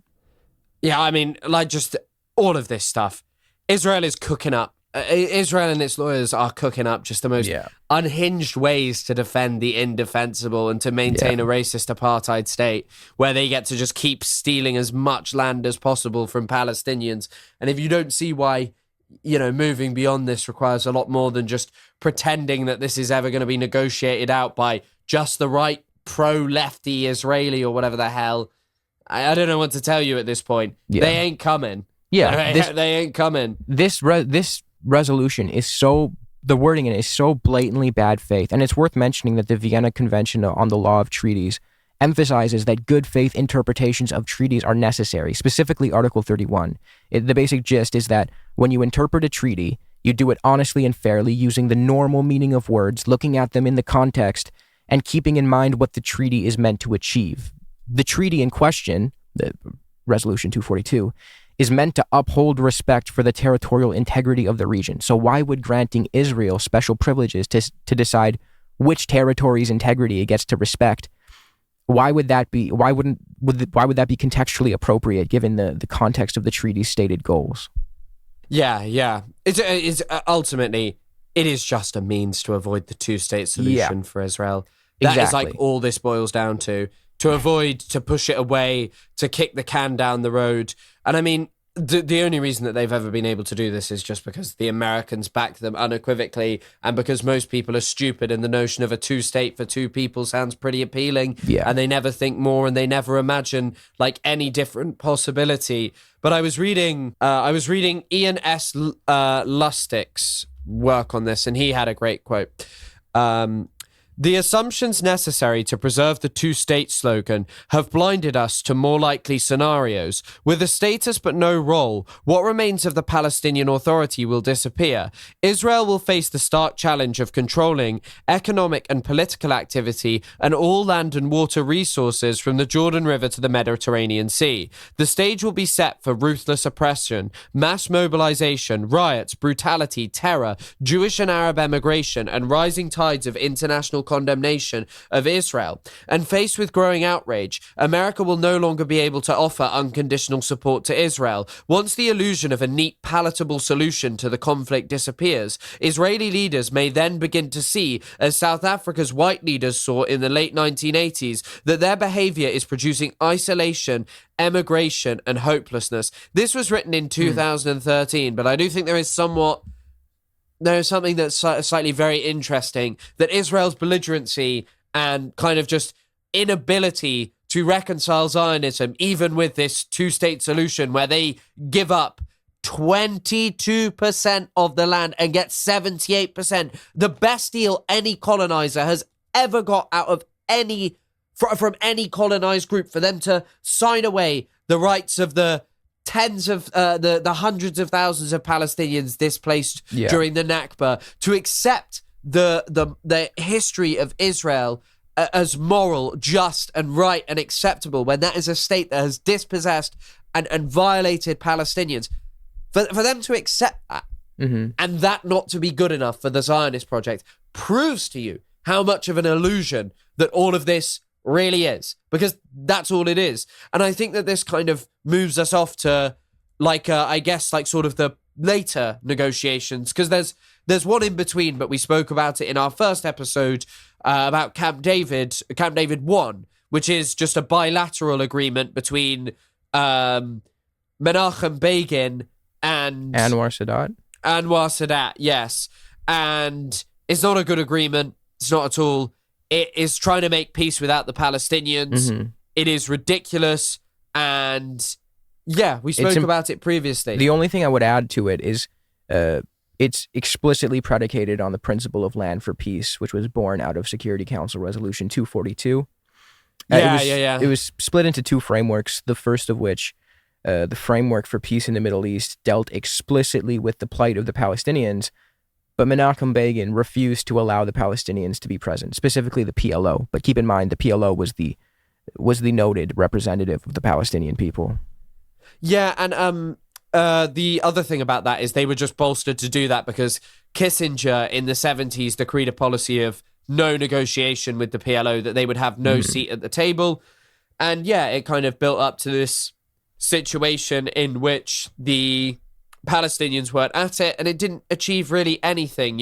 All it really did was remove Egypt from the context of being able to, attack Israel, which was actually the most important thing. Yeah. Because it was known, it was like a common slogan at that time that there'll be no war against Israel without Egypt. Yeah. And so Israel gets what it wanted. I mean, there was actually hope that there would be some kind of like warming of relations and that Egyptians would all of a sudden start liking Israelis. Yeah. But of course that did not happen. No, because the fundamental, the fundamental issue of Palestine is not addressed, which is where Arab ire and general Middle Eastern ire towards Israel comes from. Not just like a desire to kill Jews or harm them, but rather a material condition in which Israel displaces and dispossesses the Palestinians with the full backing of, the United States and the West, who have long done this to the rest of the region as well, just not in the exact same settler colonial flavor. Yeah. The other important thing I'd say about Camp David, I don't want to waste too much time on it because we got other big ones, but the other thing I would say that's important is one of the things that came out of it was this idea of preferring like token autonomy to the occupants of the Palestinian occupied territories. And it was like explicitly meant to be an alternative to self-rule. Seth Ziska has an essay, it's called Autonomy as State Prevention, where he literally says, he goes, in preferring autonomy as an alternative to self-rule, Israeli diplomats sought to mitigate the criticism of the occupation while simultaneously extending Israeli state sovereignty beyond the 1967 borders. Rashid Khalidi kind of says the same thing in an essay of his. He goes, the provisions were stillborn, the Palestinian autonomy provisions, because at Camp David, Prime Minister Begin had insisted against the objections of President Carter and President Sadat on denying the Palestinian self-determination or control over security or land or water or an end to Israeli settlement expansion. In other words, Begin was offering them autonomy without allowing them anything worthy in the name of autonomy. Yeah. It's actually a funny point to go back to my debate is Lona Box went, Palestinians didn't care about water. That's not true. That was a complete lie. That's not true. That was categorically a lie. At all of these negotiations, Palestinians regularly spoke about water, particularly because of how egregious some of the situations were and still are to this day, where settlements get 24/7, 365 water and Palestinians don't. And also in Gaza, the settlers just had like pools and shit, whilst Palestinians had no access to clean water. Or like way more limited. That's why I wanted to read this quote, because I remembered when I was watching your guys' debate, I took a note. I was like, that's not true. Water was explicitly mentioned many times as a serious issue. So that's why I wanted to just quickly tell you this Khalidi quote before we moved on. But yeah, this then kind of moves us on to the Oslo Accords, which, I mean, I don't think we'll get into it now because it's a big topic and it is something I'd love to talk about. And it kind of bleeds into the rest of the stuff we're going to talk about, which is the intifadas. Now, the first intifada begins in 1987. Do you know how it actually begins? The first I wouldn't know the specifics, probably not what you have in mind. So the specific of how it began is an Israeli truck driver killed 3 or 4 Palestinians, I believe, somewhere in Gaza. And news spread that it was a targeted attack, that it had been carried out, that they just wanted to murder Palestinians. As it turned out, this wasn't actually the case. That it was just an accident.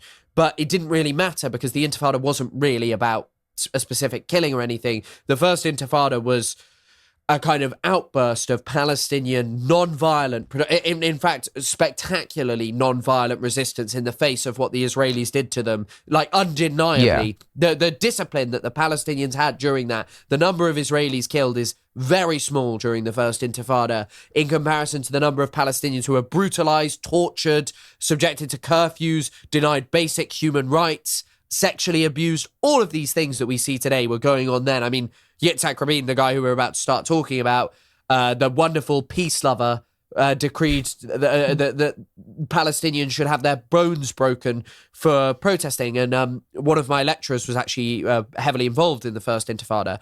And they talked about how there's a trauma center in the West Bank to do with bone breaking in part because of the First Intifada, that so many people had such traumatic breaks. Because there's even a video of Israeli soldiers doing it that's available on YouTube of just like Israeli soldiers breaking, I believe, a child's legs because they could and because they were told to.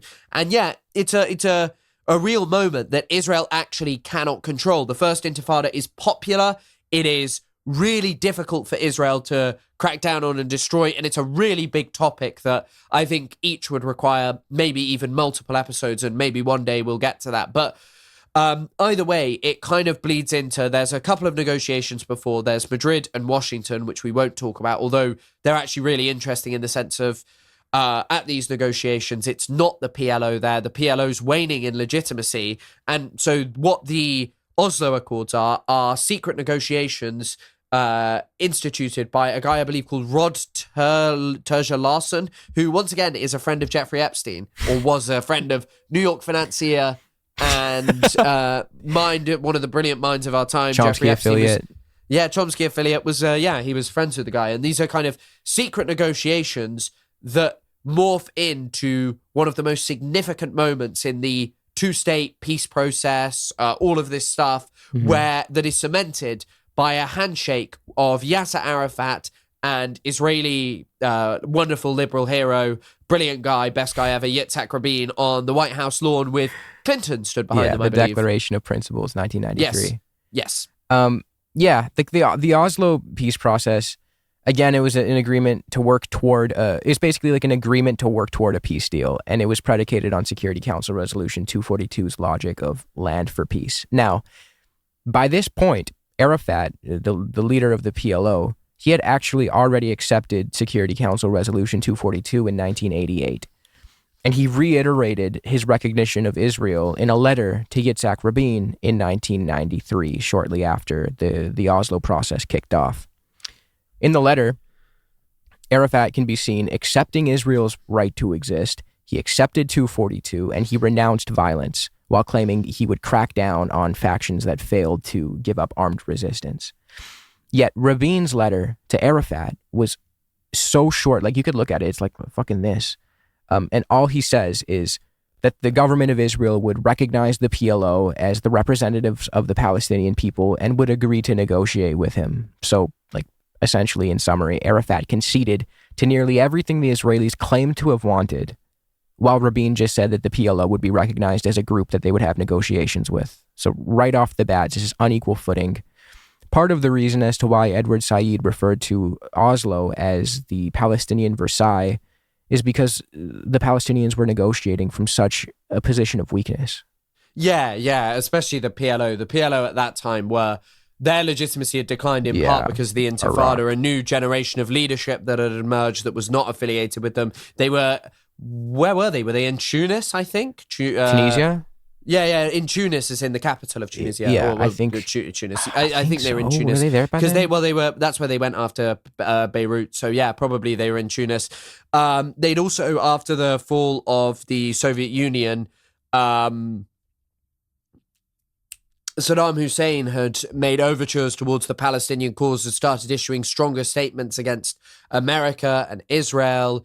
And so Arafat had got himself close to him, and unfortunately for the PLO, decided to support the Iraqi invasion of Kuwait, which was a terrible decision, an awful decision.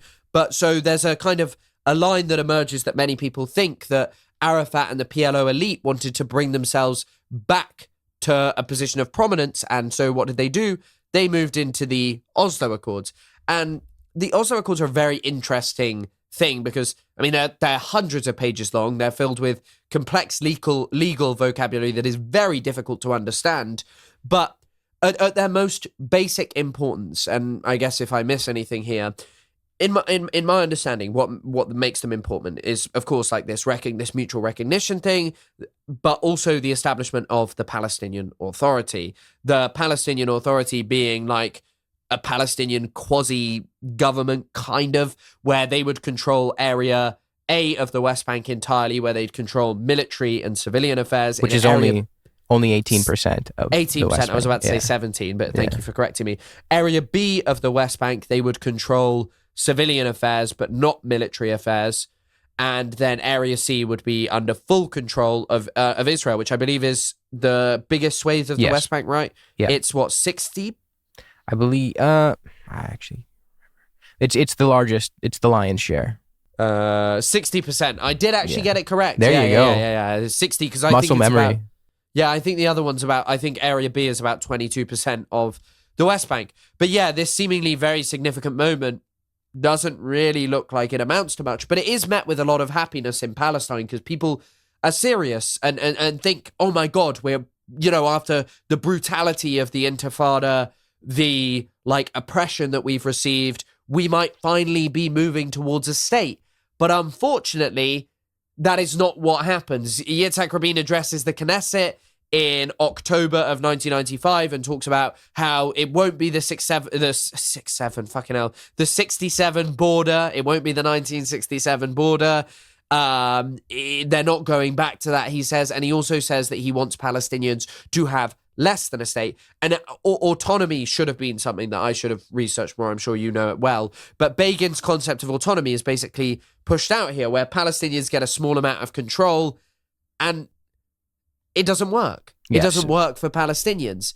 And the main problem is that actually what Oslo is seemingly a way to legitimize Israeli occupation. Exactly. There's a Israeli-American anthropologist. His name is Jeff Halper. I'm sure you're familiar with him. Yeah, I've met him.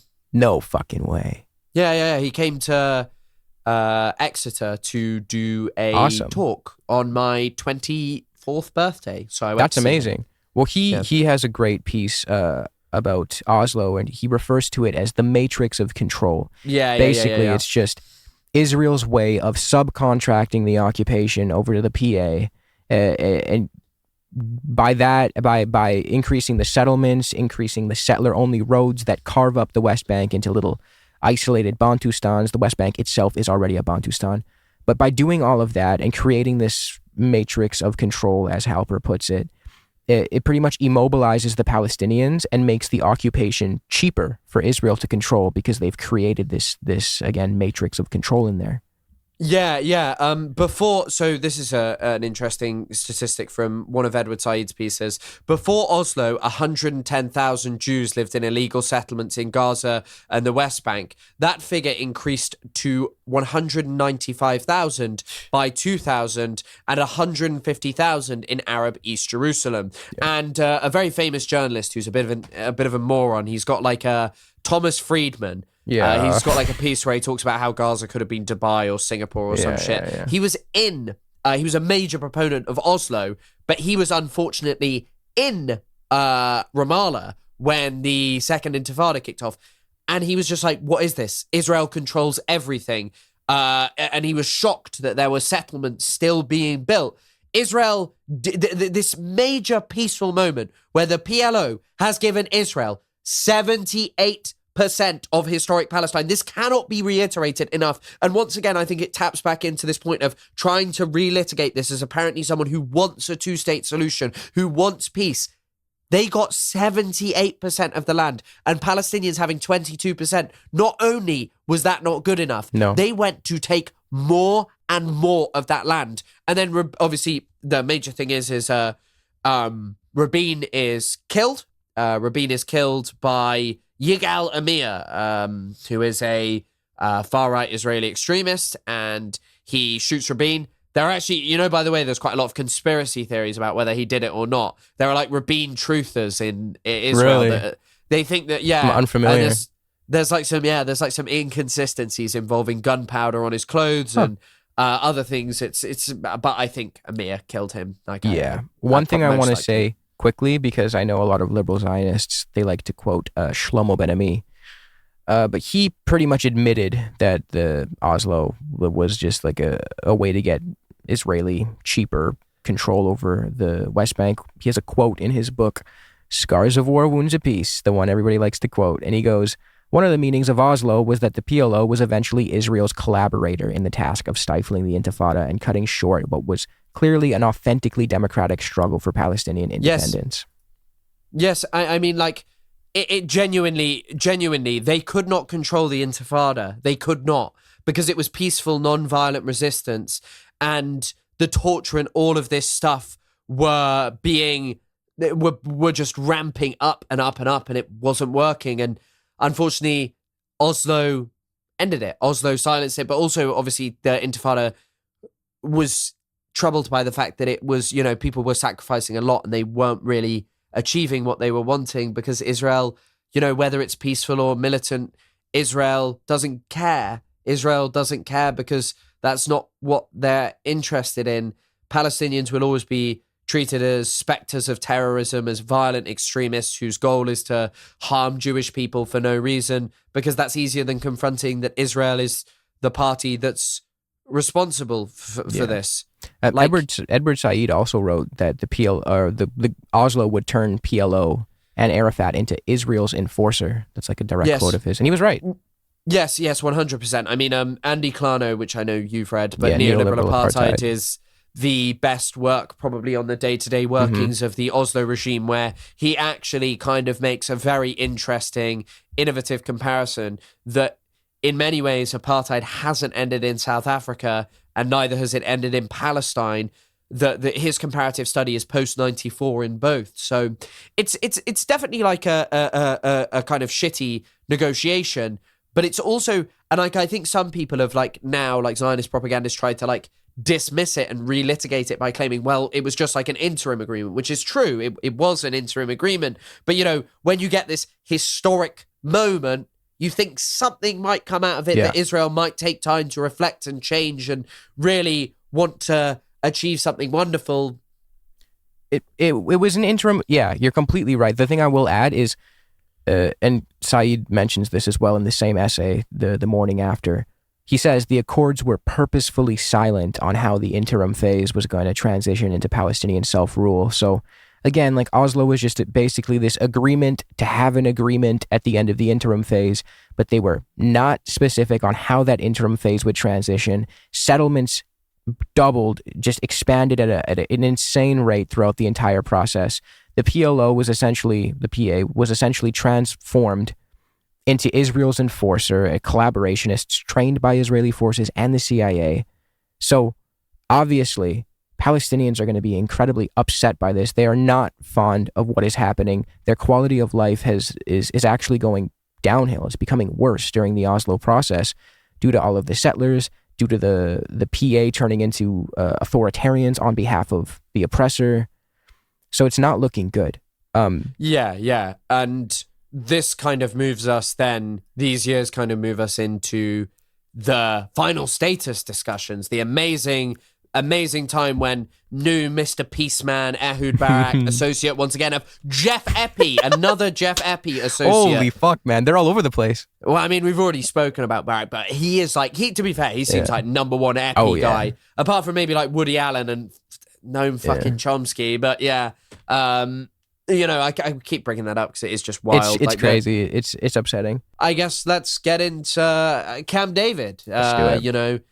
Which I told you my awesome story about, but I'm going to repeat because people will love this. The Camp David negotiations, the funniest point is that Clinton organized a basketball game between the Israeli and Palestinian delegations, and all the Israelis showed up and none of the Palestinians did, for pretty obvious reasons, because I don't think basketball is very big in Palestine. I mean, it may be, but I don't think it would really be the biggest thing, and it would feel quite odd to be playing basketball against, the figureheads of the regime that are like tearing your lives apart and tearing your people's lives apart. I would be dunking on them. I'd be breaking ankles over there. Straight up, 100, 100, 100. Was it Luka Doncic who was dunking on Israel like not long ago? Was he? Oh, I think so, actually, yeah. I don't know shit about basketball. Me either. I had a brief stint when I would play basketball every night a couple years ago, but I'm also like 5'9". I'm not exactly I'm 5'8", but I can dunk. Can you? No. Oh, I was gonna say you got hops, man. Of course I can't. I don't know how high I can jump, but it's certainly not 7-8 feet. How high is a basketball thing? 7 feet? No. I think it's 11 or 10. I don't know. Really? I think so. I mean, I've been working on my jumps, but no, I don't think I'll. What do you like? Yeah, that's all I get up to. But yeah. But no, on the topic of Camp David, I don't know if anyone could dunk there. Maybe Ehud Barak could dunk.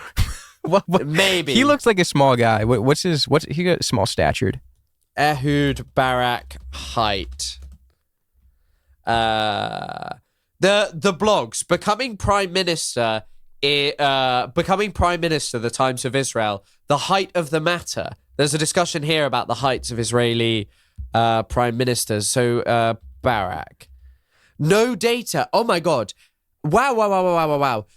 Bibi at over 6 feet, Olmert at 6'2", alongside the shorter PMs, Ariel Sharon, who was 5'6", apparently. He's a little guy. That actually makes a lot of sense.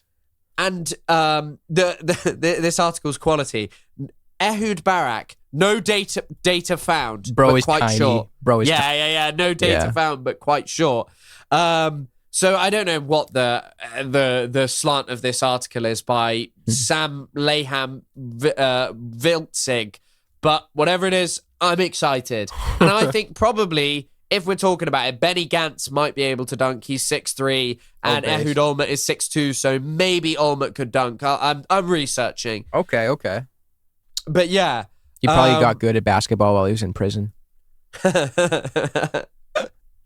But we see some slight developments at Camp David 2. Yeah, for those who, I guess, may not be familiar with Camp David, a little background is, so frustrated by the failure of, like, gradualism during the Oslo process, Camp David Summit of 2000 was meant to be, like, a high-stakes attempt to skip over the remaining disagreements between the Israelis and the Palestinians and reach a final all-or-nothing agreement. So the main actors involved are obviously Bill Clinton, Ehud Barak, and Yasser Arafat. Arafat was reluctant to attend because he felt that there were still domestic issues that he had to handle at home, and being pressured into an all-or-nothing deal was not a great way to reach a solution. But Clinton assured him that he would not be blamed if the summit failed. Yeah. Also, Arafat, according to Akram Haniya, who I believe was one of the people at the negotiations, Akram Haniya also claims, and I believe that this is all verified, that Arafat had said over and over again that the time was not ripe and that more pre-negotiation was needed, because if the deal was not to be achieved, Palestinian hopes would be dashed. And in the context of if the peace process failed and there would be rising militarism, he was correct. And so he told Albright over and over again that the Palestinian issue could not be dealt with at just a hastily convened summit. But the same evening, Albright met with Barak and recommended to Clinton, let's do a summit. And it kind of shows you from that very beginning what Haniya kind of tries to point to in his work. And is also shown, by the way, this is where the basketball thing comes from, but what is also shown by, like, if you look at the reality of Israel and America, is that America always comes from a very pro-Israel position, and kind of like acting as a broker at this point is, what is this? Are you a broker? Are you a broker of any kind? No, you're someone who is working in step with Israel. And later on in the negotiations, Arafat apparently loses his temper because he's shown a proposal that's American, and he goes, knows it's Israeli. He literally says, this is not your proposal. This is the Israelis' proposal that you have given to me, like very disingenuously, and then framed as if, this is the basis that the Americans think is just. It's crazy. It's crazy. Even Aaron David Miller, who was an American official who participated in the negotiations at this time, he said he has a paper or an essay called Israel's Lawyer, and the whole thesis is that America was biased and acting as Israel's lawyer, and this is an American official who participated in the negotiations. Yeah, and I just think also, by the way, even if you didn't know shit about these negotiations, like, it doesn't take a genius to look at the history of Palestine and go, holy shit, the West has just over and over again favored Israel, and everything points to that, and anyone telling you otherwise is a liar. Yeah. Also, sorry, this is really off topic. Do you know who Pedro Neto is? No. He's a football player that plays for Chelsea. Google him quickly. Sorry, I know this is a massive detraction, but I'm sure people will enjoy this. Pedro Neto? Yeah, Pedro Neto. Okay.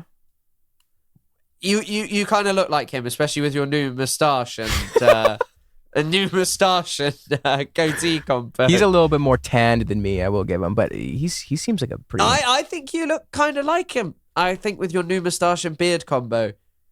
You could play for Chelsea. Yeah. Pretty good. He's balling out this season, so it's good news. Aside from Isaac looking like Pedro Neto, which that was actually one of the main points of disagreement at Camp David. Some people were saying Isaac did look like Pedro Neto. Barack was adamant that he didn't. Barack was like, "Oh, I know Jeffrey Epstein, and he wouldn't agree. Let's call him up." So the true Camp David Accords. Yeah, the Camp David Summit. Another thing worth noting before I forget as to why Arafat distrusted this hastily put together summit so much was because Barack was rapidly increasing settlements at the time. So Barack on one hand is presenting himself as, I'm the pro-peace guy, I'm going to find a solution. But on the other hand, he's like increasing settlements at an unprecedented rate, or maybe not unprecedented, but a very fast rate. 1,924 settlements were started by the pro-peace regime of Barack in July of 1919. This was coupled with road building and the expropriation of property for that purpose, as well as the degradation of Palestinian agricultural land by both settlers and the army, and also I assume actually water dynamics. And so, like this, it's really interesting because, by the way, 7 years of Oslo, Palestinians are meant to take... Here, I guess you can cover the details if you like, but Palestinians are meant to take some dodgy-ish negotiation that's kind of hastily thrown together with not particularly set things on certain topics and not getting rid of the main issue, the settlements that are materially affecting their life and are increasing as the negotiations are ongoing. After Oslo, after the historic peace handshake, and nothing good coming out of it. It's like, come on, shake the hand, and you get everything's good. Yeah. I mean, something else worth noting is that in secret talks preceding the Camp David summit of 2000, Palestinian negotiators offered concessions that went far beyond the international consensus on what a just settlement should look like. Like, they were open to Israeli annexation of large settlements in the West Bank. They were open to land swaps as long as they could get land in equal size to what they gave up. So like they were going into it with good faith, despite what people say. But the issue with Camp David, and so the prevailing narrative was that Ehud Barak offered a generous offer to the Palestinians at Camp David. And the Palestinians offhandedly just threw it away, said, fuck you. That's kind of what the Israeli narrative is. Now, in reality, Barak never made a formal offer at Camp David. The Israeli side submitted no written proposals, only vague oral ones conveyed largely through U.S. officials. Barak also refused to meet face-to-face with Arafat for most of the summit, and he ignored him. How the hell is that someone who is looking to make a generous offer to someone on a human level? This is a guy who didn't even want to look at the guy. I think they had tea together one time, but they didn't discuss any substantive issues. But what I will say, especially about this peace negotiation, is I think you've got to weigh up like kind of two sides. So on the one hand, you've got Israelis, awesome Westerners, really trustworthy. They've been doing great things at upholding the peace. A great character reference of Ehud Barak is he was, a close personal friend of Jeffrey Epstein. And on the other side, Palestinians are evil liars. They hate Jewish people and just love killing for no reason. Yeah. And so I think I'm going to choose to believe the Israeli narrative. True, of course. That makes a lot of sense. What I really like about, look, I'm not so much of a historian in the sense that I love going over the historical record. But what I think is really brilliant about Finkelstein's writing about all of this is Finkelstein kind of frames it and looking at these concessions as, hold on, there's actually a brilliant quote. What he This is a quote from Finkelstein on page 48 of his repudiation of Dennis Ross's work on this. Yeah. What Ross neglects to mention is that no Israeli concession to the Palestinian required any sacrifice of its rights, whereas the Palestinians were called upon to sacrifice basic rights for the sake of Israeli needs. The compromise Israel and Ross proffered was not needs for needs, but Israel's needs at the expense of the Palestinian rights. If you are still an adamant two-stater and you are relitigating this shit and you are not just being like, holy shit, Palestinians accepted huge amounts of illegal settlements in their land, massive settlement blocks, they upheld things that were nothing to do with international law. Same with East Jerusalem, right? But yet Israel was unwilling to concede on anything, right of return, any of this stuff. The right of return, the mechanism that they offered was a few thousand people, and they weren't even really willing to recognize that Israel had actually done it, and they were like just a bit like, oh, sorry, that happened. Like, I'm sorry. How can you at all ignore the racism that runs through the thread? That like Israelis just have like a right to do whatever they want, to violate international law, and somehow it's the Palestinians' fault for the failure of the two-state solution. And so for everything about Finkelstein's opinions about all of this two-state and stuff, I have to say that like this kind of stuff, framing it around rights, needs, and international law as the basis, to any person who purports to be even a slightly pro-Palestine liberal, how the hell are you relitigating this, you know? Mm-hmm. Are you familiar with like the details of the generous offer? Like what exactly was offered to the Palestinians? It runs up to, I believe, like 94% of the West Bank? I have it written down. I actually think it's probably worth going over. Of course, for everyone who's not so familiar, yeah. Because when you hear about Camp David and you hear that Barak offered this generous offer and Arafat said no, once you learn what exactly was offered to the Palestinians, I don't see anyone believing that this is a generous offer. Maybe it was unprecedented because the Israelis up until that point have been like cruel douchebags. Not that Barak is not, but he offered something that was maybe unprecedented, but by no means generous.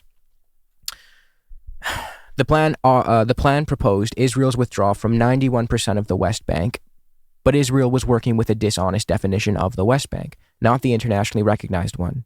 Israel's conception of the West Bank left out key areas like the massive Israeli settlement blocks, post-67 East Jerusalem, which is 71 square kilometers, the no man's land near Latrun, which is 50 square kilometers, the Dead Sea's territorial waters, which is nearly 200 square kilometers. They shrunk the map of the West Bank before the talks even started. Basically, just the offer was undercut, and a future Palestinian state was being offered on, at most, 86% of the West Bank. Yeah. So that's the first part. Israel wanted 9% of the already shrunken West Bank, and in exchange, they were going to give Palestinians just 1% of unspecified land in Israel. So the land swap, which, by the way, keep in mind, the Palestinian negotiators already agreed to the principle of land swap as long as they were fair, but the land swap that was offered at Camp David was a lopsided 9-1 deal in Israel's favor. That's not fair. The Jordan Valley, which is fertile and strategically important, was to be controlled by Israel under the terms of some vague lease. Some people say that the lease was meant to be 99 years. Some say it was up to like 21 years. We don't know. But what would end up happening is Israel would have control over the border with Jordan, and essentially the Palestinian state would be completely encircled by Israel. It wouldn't have control over its own border with Jordan. When it came to the Palestinian refugees who were expelled in 1948, Israel said they would have to find a solution elsewhere. Israeli settlements in East Jerusalem weren't even up for negotiation. Israel would keep control over Palestinian airspace and the electromagnetic spectrum. Palestine would be non-militarized. The proposals fragmented Palestinians in the West Bank by using settlers and settler-only roads to prevent the continuity needed for a viable Palestinian state. What the actual fuck? How is this like a super generous offer, bearing in mind that they're already operating on just 22% of historical Palestine? Yeah, 100%. Like, I don't really get how anyone tries to frame this in any other capacity, and anything that is ambiguous about any part of this negotiation, I am sorry. Like, the Palestinians live the reality of an ambiguous negotiation that Israel just used to capture and take more of the West Bank. The notion that, like, oh no, all of a sudden this time it was going to be good. Bullshit. And also, I haven't seen this in much of the literature, but it's something I've been thinking and feeling about. How do you, as Israel, the people who continually back these settlements and the whims and wills, like maybe the Labour government, maybe Ehud Olmert declares a settlement freeze, but I even looked into Olmert's settlement freeze. Did you know Olmert's settlement freeze was only for places that he didn't think would be was only included for Jewish settlements that wouldn't be included within what he deemed as his vision of peace? They were illegal. This is not like some beautiful gesture for the Palestinians. But what I think is, the problem is the whims and wills of whatever Israeli government came to power. They would just empower those settlers more. They would just dispossess Palestinians, find some legal means to do it. It's what they've done throughout their history. And Palestinians still accepted that. They still accepted that with the knowledge that may well not work out in the way that Israel has claimed. The things that were like the main point of contention, and Hania's work's really interesting for this, is basically Arafat just keeps going over and over again, I will not give up Jerusalem. Yeah. I want to see if, because there's a couple of like almost funny quotes about it. Hold on.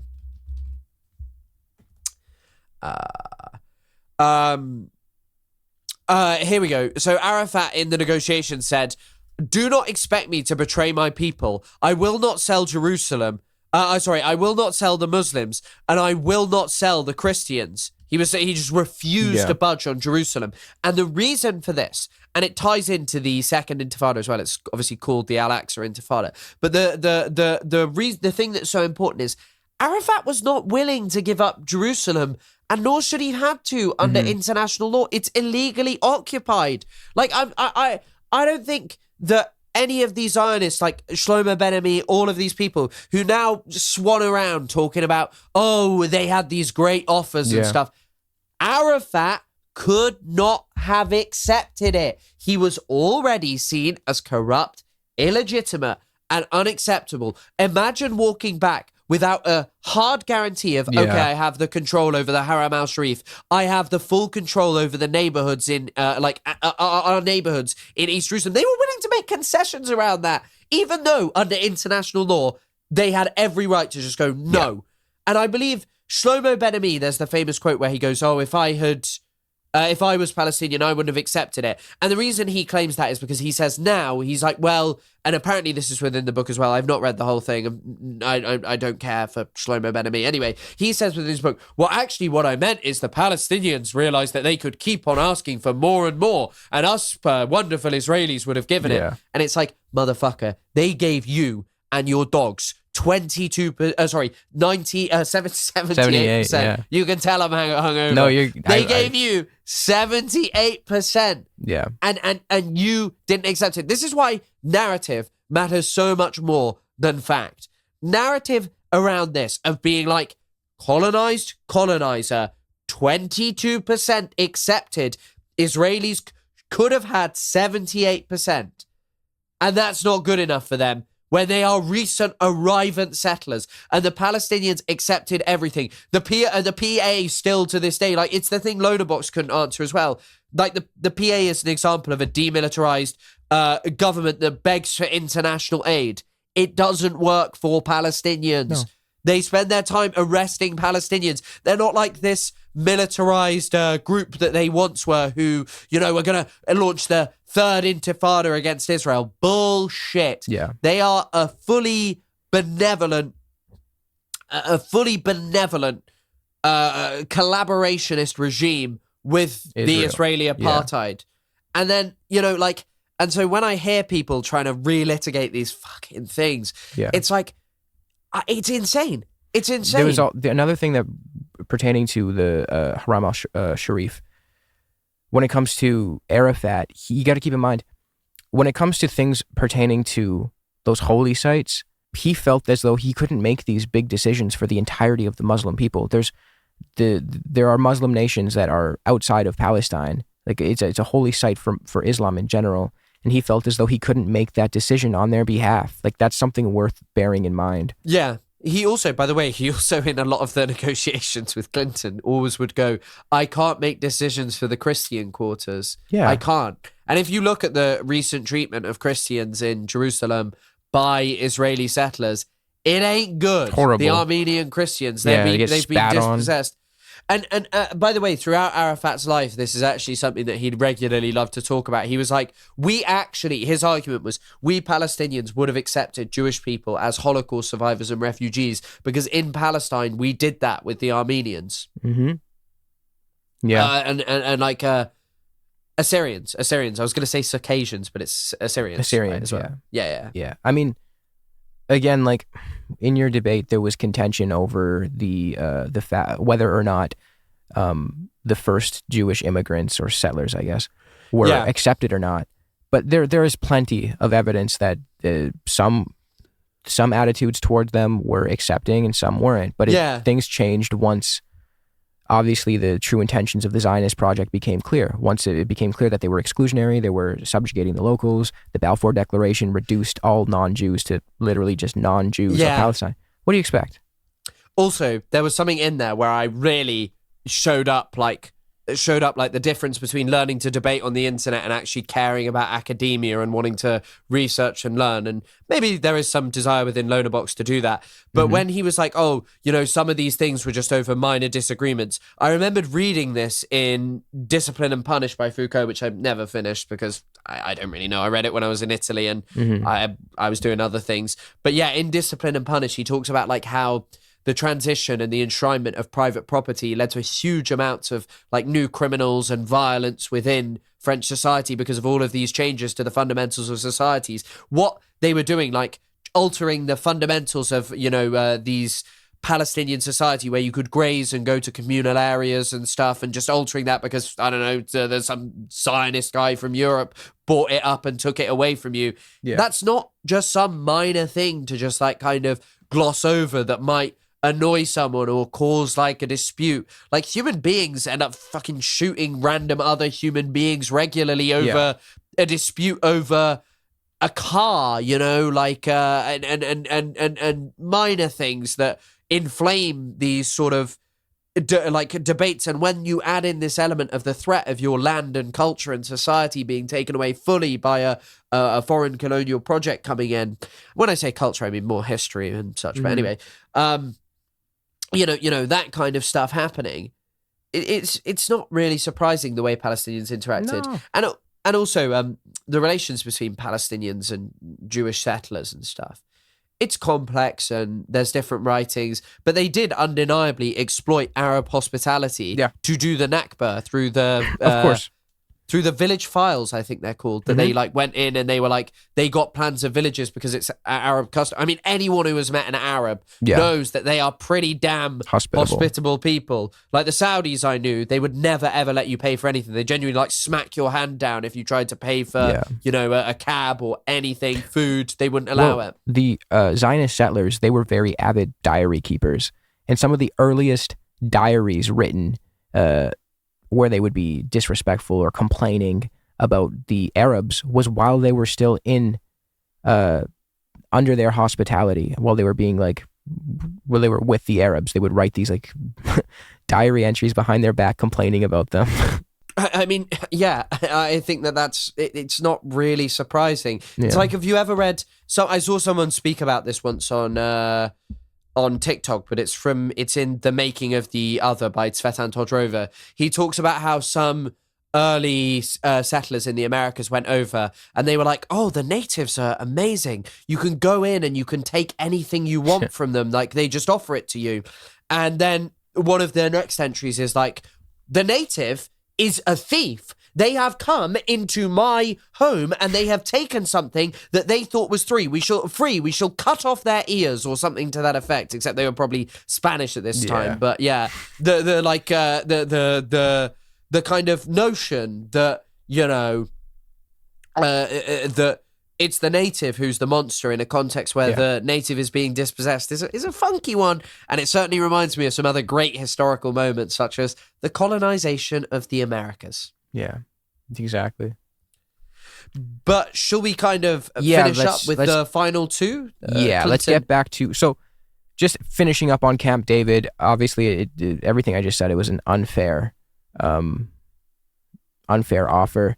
The summit ended without an agreement. Clinton, he praised Barack and he publicly lambasted Arafat, contrary to the assurance he made, saying that there would be no finger pointing. He immediately blamed Arafat, and then, I guess, frustrated by the failed negotiations and the rapid Jewish settlement expansion on their land, the Palestinians responded with the Second Intifada.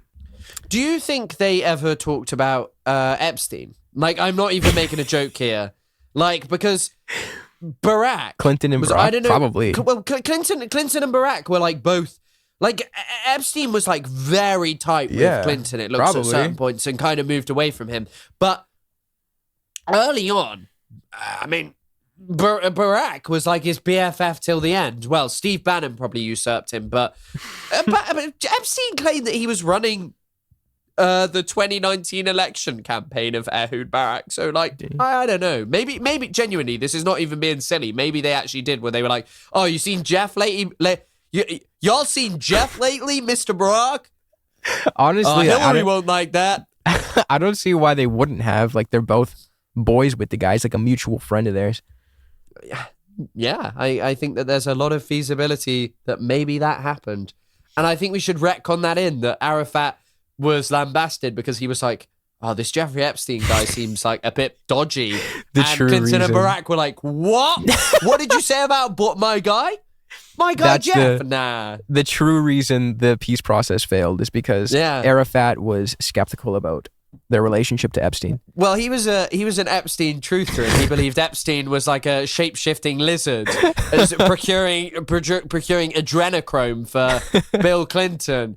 And Barack and Clinton were incensed by their friend being spoken about in such a way.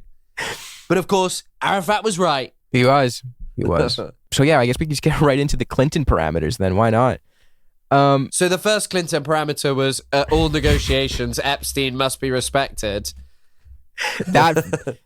Arafat could not agree, and I guess that fell outside the purviews of the parameters. Just quickly, I was just Googling it because I wanted to pull them up. If you search Clinton parameters, the first thing that comes up is a sponsored result by Honest Reporting UK. See if you get it in Canada as well. No, I do not have that. So in the UK, they're clearly trying to target people with a paid-for advert by a pro-Israel organization to sell a specific vision that Palestinians are rejectionist pieces of shit. And you'd think that if it was sponsored, from Honest Reporting, that might be some kind of worthwhile stuff. But I, many years ago, got into beef with Honest Reporting vis-a-vis their commentary on water in the West Bank. And I just dunked on them, and it was some weird Zionist guy with a bad trim. Damn. All right. I that's really worrisome that's what's going on over in the fucking UK.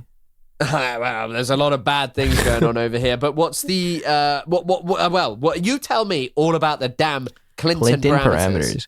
5 months after the failure of Camp David, the U.S. presented the Clinton parameters. So it was an attempt to pretty much salvage, quote unquote, the Camp David summit. But they too were just presented orally, and they reflected a U.S. conception of what a compromise between the Israelis and Palestinians might look like. This is it was pretty much Clinton on December 23rd of 2000, less than a month before he left office for good, putting forth these parameters to try and salvage the peace process. Now, why he waited until December 23rd to put out these Clinton parameters, we actually know why. It's because Ehud Barak back in September kept on telling him to postpone and pressuring him not to put them out. So the Israelis Clinton wanted to originally put forth these Clinton parameters in September, after Camp David, September of 2000. And the Israelis, specifically Ehud Barak, kept pressuring him not to put them out. So he waits until the end of December, and then he announces them with just a month to figure everything out before both he and Barak are out of office for good. Yeah, I mean, also, I should have mentioned this on Camp David. The other thing that's apparently was funnily going on was Bill Clinton kept going, oh, guys, you got to make sure you make peace because basically Barak's presidency might collapse. And apparently they did this all the time. And the Palestinians eventually went, what are we doing here? Are we negotiating for peace between Israelis and Palestinians, or negotiating how to ensure Ehud Barak will be elected forever? Yeah, we'll get to it later, but there's a few quotes that are a little bit incriminating that show a lot of Israeli officials, they didn't even really think that this was a genuine attempt at peace. They had ulterior motives, and we'll get to that in a bit. But it is true that the Clinton parameters, they were somewhat more generous in terms of how much of their own land Palestinians were allotted, and territorial continuity was given some lip service, but Israel was still allowed to annex territory where they had massive illegal Israeli settlements, essentially legitimizing the settlements instead of abiding by international law and dismantling them. The Clinton parameters also made it clear that Palestinians had to give up their right of return to the homes and lands they lost in 1948. In exchange, Israel would merely acknowledge the moral and material suffering of the refugees, nothing more. The plan emphasized resettling refugees in the new Palestinian state, keeping them in host countries like Lebanon or Syria, or sending them to other countries. Only a small number was going to be allowed to go back to historical Palestine, and even that would be entirely up to Israel. The Clinton parameters envisioned a Palestinian state that would be non-militarized, while Israel was allowed to keep 3 military intelligence gathering facilities in the West Bank. So, right away, there are things that are worrisome about these proposals that genuinely jeopardize Palestinian sovereignty. Like, this is not the blueprint for a viable state for anyone. No, it doesn't sound that way. It just, and like, I think once again, just the ambiguity of all of this is the part that's like, to me, it doesn't seem to be that large of a departure from Camp David. And it also just isn't like how America could exercise power over Israel to actually make the two-state happen if it wanted to.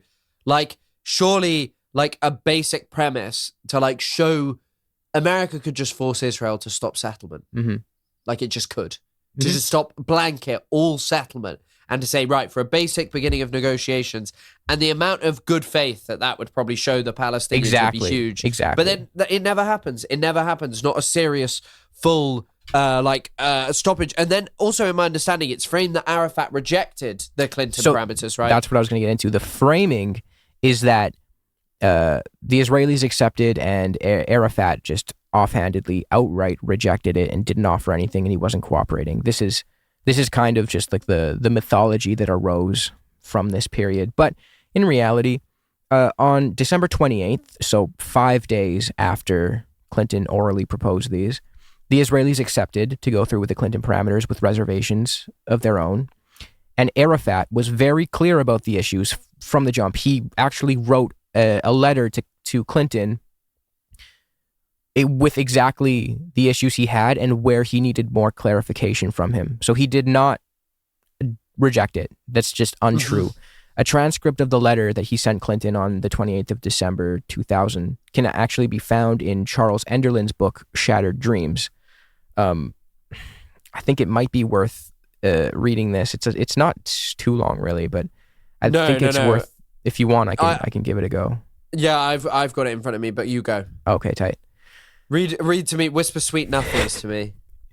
So this is what Arafat says merely 5 days after the Clinton parameters. Keep in mind, the Clinton parameters launched 3 months after when they should have launched because Ehud Barak kept stalling the process and telling Clinton to procrastinate their launch. So Arafat just took 5 days to write a letter and tell Clinton what he needed clarification on. He goes, I need clear answers on a number of questions concerning the percentage of territories that would be annexed and exchanged, their exact location, the precise demarcation of the Wailing Wall, its boundaries and extensions, the consequences this would have for the notion of complete Palestinian sovereignty over the Haram al-Sharif. It is our understanding that the idea of leasing additional territories is an option we have the right to reject, and that it is not included in your proposal. It is also our understanding that the zones of emergency Israeli deployment on Palestinian territory should also be negotiated and receive our approval. I hope your position is the same as ours on this matter. I have a number of questions concerning the return of the refugees to their homes and towns. We have had a negative experience on this issue during the interim period, referring to Oslo, with the return to the West Bank and Gaza of displaced Palestinians. Because of the terms of the return, dependent entirely on an Israeli veto, not one single refugee was allowed to return in the context of the interim accord. A committee composed of Israeli, Egyptian, Jordanian, and Palestinian representatives was supposed to decide on such returns. Likewise, matters are not very clear on the subject of the compensation of the refugees for the land, property, and sums of money seized by Israel under the aegis of the Israeli administration and abandoned properties. Mr. President, I think the periods you specify for the carrying out of the Israeli withdrawal are too long. They would give the enemies of peace the opportunity to undo the accord. Can the periods you envision in your proposal be modified? So he's interacting. He's asking questions. He's not trying to throw it away. He's just trying to ask for clarification before he agrees to use these as the basis for negotiations. Mr. President, I have a number of questions. I need details, clarifications, and maps to help me make the necessary decisions with my leaders and my people. I hope you understand that I do not want to lose time. We need you in order to reach a just and lasting peace, thanks to your efforts and under your presidency. So, that was December 28th. By January 2nd or 3rd, the latest, Arafat agreed to proceed with the Clinton parameters as a basis for negotiation. So, people will often say that Arafat wasted time, blah, blah, blah. Let's put this in perspective. The Clinton parameters were supposed to launch in September of 2000. Barack made him wait 3 months. 3 months. And then Clinton proposes on December 23rd of 2000, and within 10 days, Arafat agrees. So in the grand scheme of things, the person wasting time is fucking Barack. Yeah. Well, he's got a lot of shit to be getting up to with Epstein, mate. So I think we got to give him a lot of... he's busy with Epstein. So this is the funny part about this whole situation. So by January 2nd or 3rd, both Arafat and Barack have agreed to proceed with the Clinton parameters as a basis for negotiations, but they both had reservations. The narrative, the prevailing narrative, the mythology surrounding this was that the Palestinians had so many reservations, but it seems to go under the rug the fact that the Israelis also had a bunch of reservations. They had 20 pages worth of reservations, and they were privy to the deal since September because they were the ones telling Clinton to postpone it. So you're telling me in these 3 months where you've been telling Clinton to postpone the release of this plan, you couldn't have got your fucking shit together? It's funny that really like the sort of best source that people who are pro-Israel rely on is just one of Israel's own negotiators whose entire life was just dedicated to this crap. Like dedicated to just pushing away peace and Are you talking about Shlomo Ben-Ami? Trying to sell this vision that, Israel was just and moral and like, it's just not true. It's just like this hyper racist state. And I feel like anyone in a position of government there is, responsible for the oppression and targeting of Palestinians. So I don't know. I find it, all of this stuff I just find ridiculous. And I find it so much more interesting to look at from this way in which none of these are like major, beautiful concessions by Israel. No. But they're just not. It's not reflective of reality. I'm sorry. And like, I hope I'm really driving this point home here, but the Palestinians and the Israelis, they accepted with reservations, both sides. Only the Palestinians are framed as though their reservations fell outside the parameters. Now, you and I both speak English, Chris. If someone was to have a reservation with a set of parameters, linguistically, by definition, that would fall outside of the parameters. It's a reservation. Why is it that Israel's 20 pages of reservations that they had months to get their shit in order because they were privy to the deal, why does that not fall outside the purview of the parameters? But Arafat's did. And so what ends up happening is the Clinton parameters are agreed upon to serve as the basis for further negotiations that are meant to take place in Taba in Egypt. And those are the Taba talks, the second half of the Clinton parameter Taba talk stage in history. Palestinian and Israeli negotiation teams met at Taba in Egypt to solidify a final deal, but due to both the end of Clinton's presidency and Barack's prime ministership, the talks ended without an agreement, and the Palestinians got blamed. But it wasn't about their intransigence. It was about the clock ran out on Clinton and Barack. Yeah. I mean, it's also that, like, just kind of hosting talks towards the end of your presidency and thinking that they can get done in one presidency, to me seems farcical. Yeah, in a month. But it's just farcical. This two-state solution is clearly nigh on impossible to work when your closest ally keeps on over and over rejecting, getting 78% of the land and having to give up 22%. And by the way, they would never, just by keeping those settlement blocks, they wouldn't even sate the religious extremists there. So why they need to keep them is genuinely beyond me. Like, it genuinely is. I don't understand how anyone who logically claims to want a two-state solution can offer any sympathy to the state that continually builds and doesn't just, reject a singular peace talk, but quite literally alters the reality on the ground by building Jewish settlements to alter the demographics of that land and does nothing to stop them. And apparently it's actually the Palestinians who are the problem. Yeah, well, in the wake of the Ibrahimi Mosque massacre, the Israelis had the support to dismantle those Hebron settlements. Yes. They chose not to. I genuinely do not get that. Like, Kiryat Arba was like a hotbed of extremism.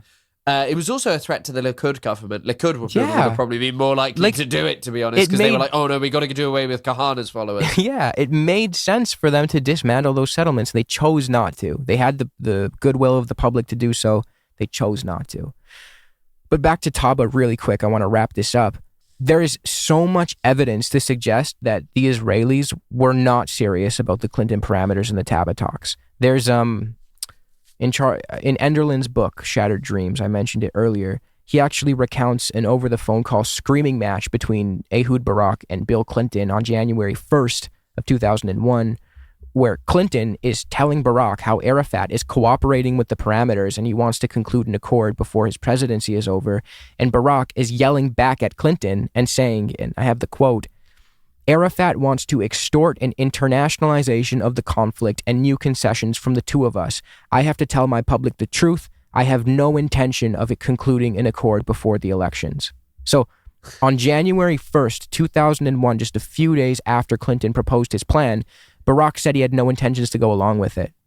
Yet Arafat is the one who gets blamed for not cooperating properly. Yeah, I mean, truly just amazing.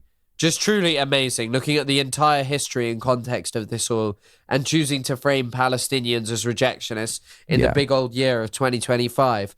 I got a parameter for you, Clinton and Barak. Leave the damn kids alone. That's going to fall outside the purview. That's a reservation that falls outside. Unfortunately for the pair of these two, it's, But I think I think overall we've kind of covered it quite well in the sense of like, how there's just sort of this real common thread that runs through all of them of like, hey, actually, these negotiations are very obviously weighted against the Palestinians by Western governments who genuinely don't care about making and reaching a peaceful agreement and are much more interested in maintaining the status quo and their relationship with Israel as a useful facet of Western imperialism in the Middle East. Yeah, exactly. And another thing that kind of fucking busts my balls about this specific thing, this specific round of peace negotiations, is people sympathetic to the pro-Israeli side will say that the Palestinian side never presented a counteroffer and they just rejected everything out of hand in bad faith. I believe Lonerbox made that point in your debate. Forgive me if I'm misremembering. But he said something along the lines that the Palestinians didn't offer a counteroffer or anything like that. This is not entirely true. Like, the Palestinian, you have to keep in mind, from their perspective, they already accepted Security Council Resolution 242. They already accepted Security Council Resolution 338, which is essentially a reiteration of 242. Back in 1988, they also continuously cited UN General Assembly Resolution 194 as a basis for negotiations and repeatedly pointed to international law to form their agreement. And the fact that they accepted 242, 338, and it still wasn't enough for Israel shows that this was never actually about land for peace. And when it came to Camp David, the Palestinians had already made copious concessions on a range of issues. For example, and I can tell me to shut up if I'm yapping too much. Not at all. I'm glad you're leading it. I'm enjoying learning. I'm sitting my ass down. I told you. This is a topic I really like. The Palestinians agreed that Israel could annex some settlement blocks, for example, Ariel in the north, parts of Latrun, and the Etzion block near Bethlehem. Etzion block, near Bethlehem. They said that the Israelis could annex those. They agreed that Israel could annex settlements in East Jerusalem, such as Gilo and Pisgat Ze'ev. Did I say that properly? I don't know. I'm now thinking, is it actually called Etzion? Because I've just always called it that. But it might be Etzion, Gush Etzion. I have no idea. They accepted the principle of land swaps in compensation for Israel annexing land in the West Bank. They have agreed to having an international force stationed in the Jordan Valley. They just didn't agree to having Israelis part of that international force. Yeah. And the Palestinians at both Camp David and Taba had their own maps of proposed land divisions for the West Bank. The Palestinians also made the massive concession of accepting a state on merely 22% of historical Palestine. This is already going above and beyond UN General Assembly Resolution 181, which is the 47 UN partition plan. That was already giving the Palestinians far less than what they deserved, but they conceded to a state on even less than that. So from the Palestinian perspective, is they're making all of these concessions. They're continuously pointing to international law. How is it fair to say that they hadn't offered a counteroffer? They are. They're making the concessions. They're telling you where they disagree on certain things. Like, for example, like I said, they agreed to have the international force in Jordan, but they just didn't agree to have Israelis stationed in it. That was like the nature of their disagreements. They would agree in principle to a bunch of things and disagree on the specifics. They would also just continuously point to international law. So to say that they didn't present a counteroffer to anything is complete bullshit. It's not true. Yeah, I mean, I have nothing to add. Like, as I said when we kind of pre-planned this episode, this has never really been my area of expertise, and I know all of this, and every time I read it, it just, I always reach the same conclusion, which is just, if this two-state solution was the desire, all the international community over and over again reiterates the same thing. America's changed under Trump, but he was the first president to ever recognize settlements. But Reagan, Clinton, Carter, all of them over and over again, settlements are the issue. We cannot have these settlements growing and increasing. We need a two-state solution. We don't need illegal settlements there. And then they do nothing about them. Yeah. And then at these peace negotiations that don't take serious steps against them, and when yet the Palestinians accept them, Israelis just make no real concessions. Like, they give up some land in the vicinity to the West Bank versus land right in the heart of the West Bank, in resource-rich areas, in water-heavy areas, where Israel already has near total control over Palestinian water, and no guarantees, like with all of the trickery of Ulma and all these people who are still expanding settlements when they're doing a freeze. I'm sorry. I don't understand why, as a leftist, and, neither of us are two-staters, but I keep reiterating this, as a two-state lover, why is it your desire to blame Palestinians? It just comes from a position of just blind pro-Israel adoration, in my opinion. Yeah. When you look at it, like, if you go over all the details we went over in this episode, it's so abundantly clear that the Palestinians are already at a point, they've already compromised to a point where they didn't need to. They've compromised far beyond what they should have. Personally, I don't think they should have compromised one bit. I think they had not a single bit, not a freaking percentage of the land. I don't think. Right? I just think when you talk about the topic of Palestinians being like the rejectionists and you dive into that and you contend with the historical record, it becomes so abundantly clear that that's not only is it not the case, but it's the inverse. The Israelis, left and right, are the rejectionists, have done everything they can to derail the peace process. I feel weird even calling it a peace process because it's so clearly not. But yeah.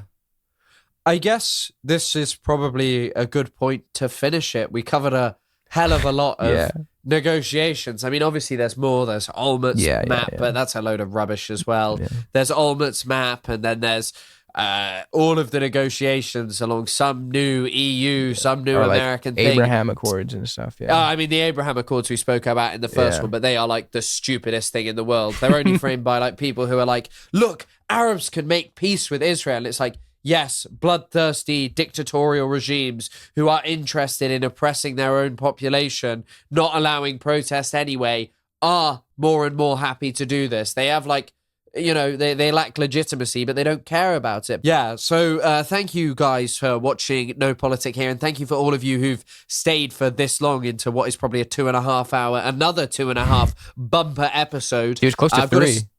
Yeah, well, I mean, there'll be bits cut out though, won't there? Yeah. But I've got to say a major thank you to Isaac on a day where I have a headache. For some reason, my nose is blocked from drinking a few beers. I don't know what the hell causes that, and that's not even some kind of joke that I'm up to no good or having a binge of other things that I shouldn't be doing. My nose is just for some reason blocked today. But yeah, thank you all so much for watching, and thank you, Isaac, for all of your carrying of the last part of that episode. It was truly brilliant. And no, bro. I'm sure everyone will love the concise and deep explanations of the historical fact on all of this matter. Thanks for letting me ramble, dude. You weren't at all. It was wonderfully interesting. Yeah, I really like this specific topic. The idea that Palestinians are the rejectionists always kind of bust my balls. I never liked that comparison. But if you just can't get enough of Isaac, he's got a whole video about this. Yeah, I feel like this stream was even more detailed than that video. But yeah, if you guys want to go check that out, you can too. Chris, thank you for being such a handsome face and a brightening of my day. Well, I thank you for blessing me with your wonderful voice and visage. This was a brilliant episode of the H3 podcast. Don't say that. We're gonna get sued, man.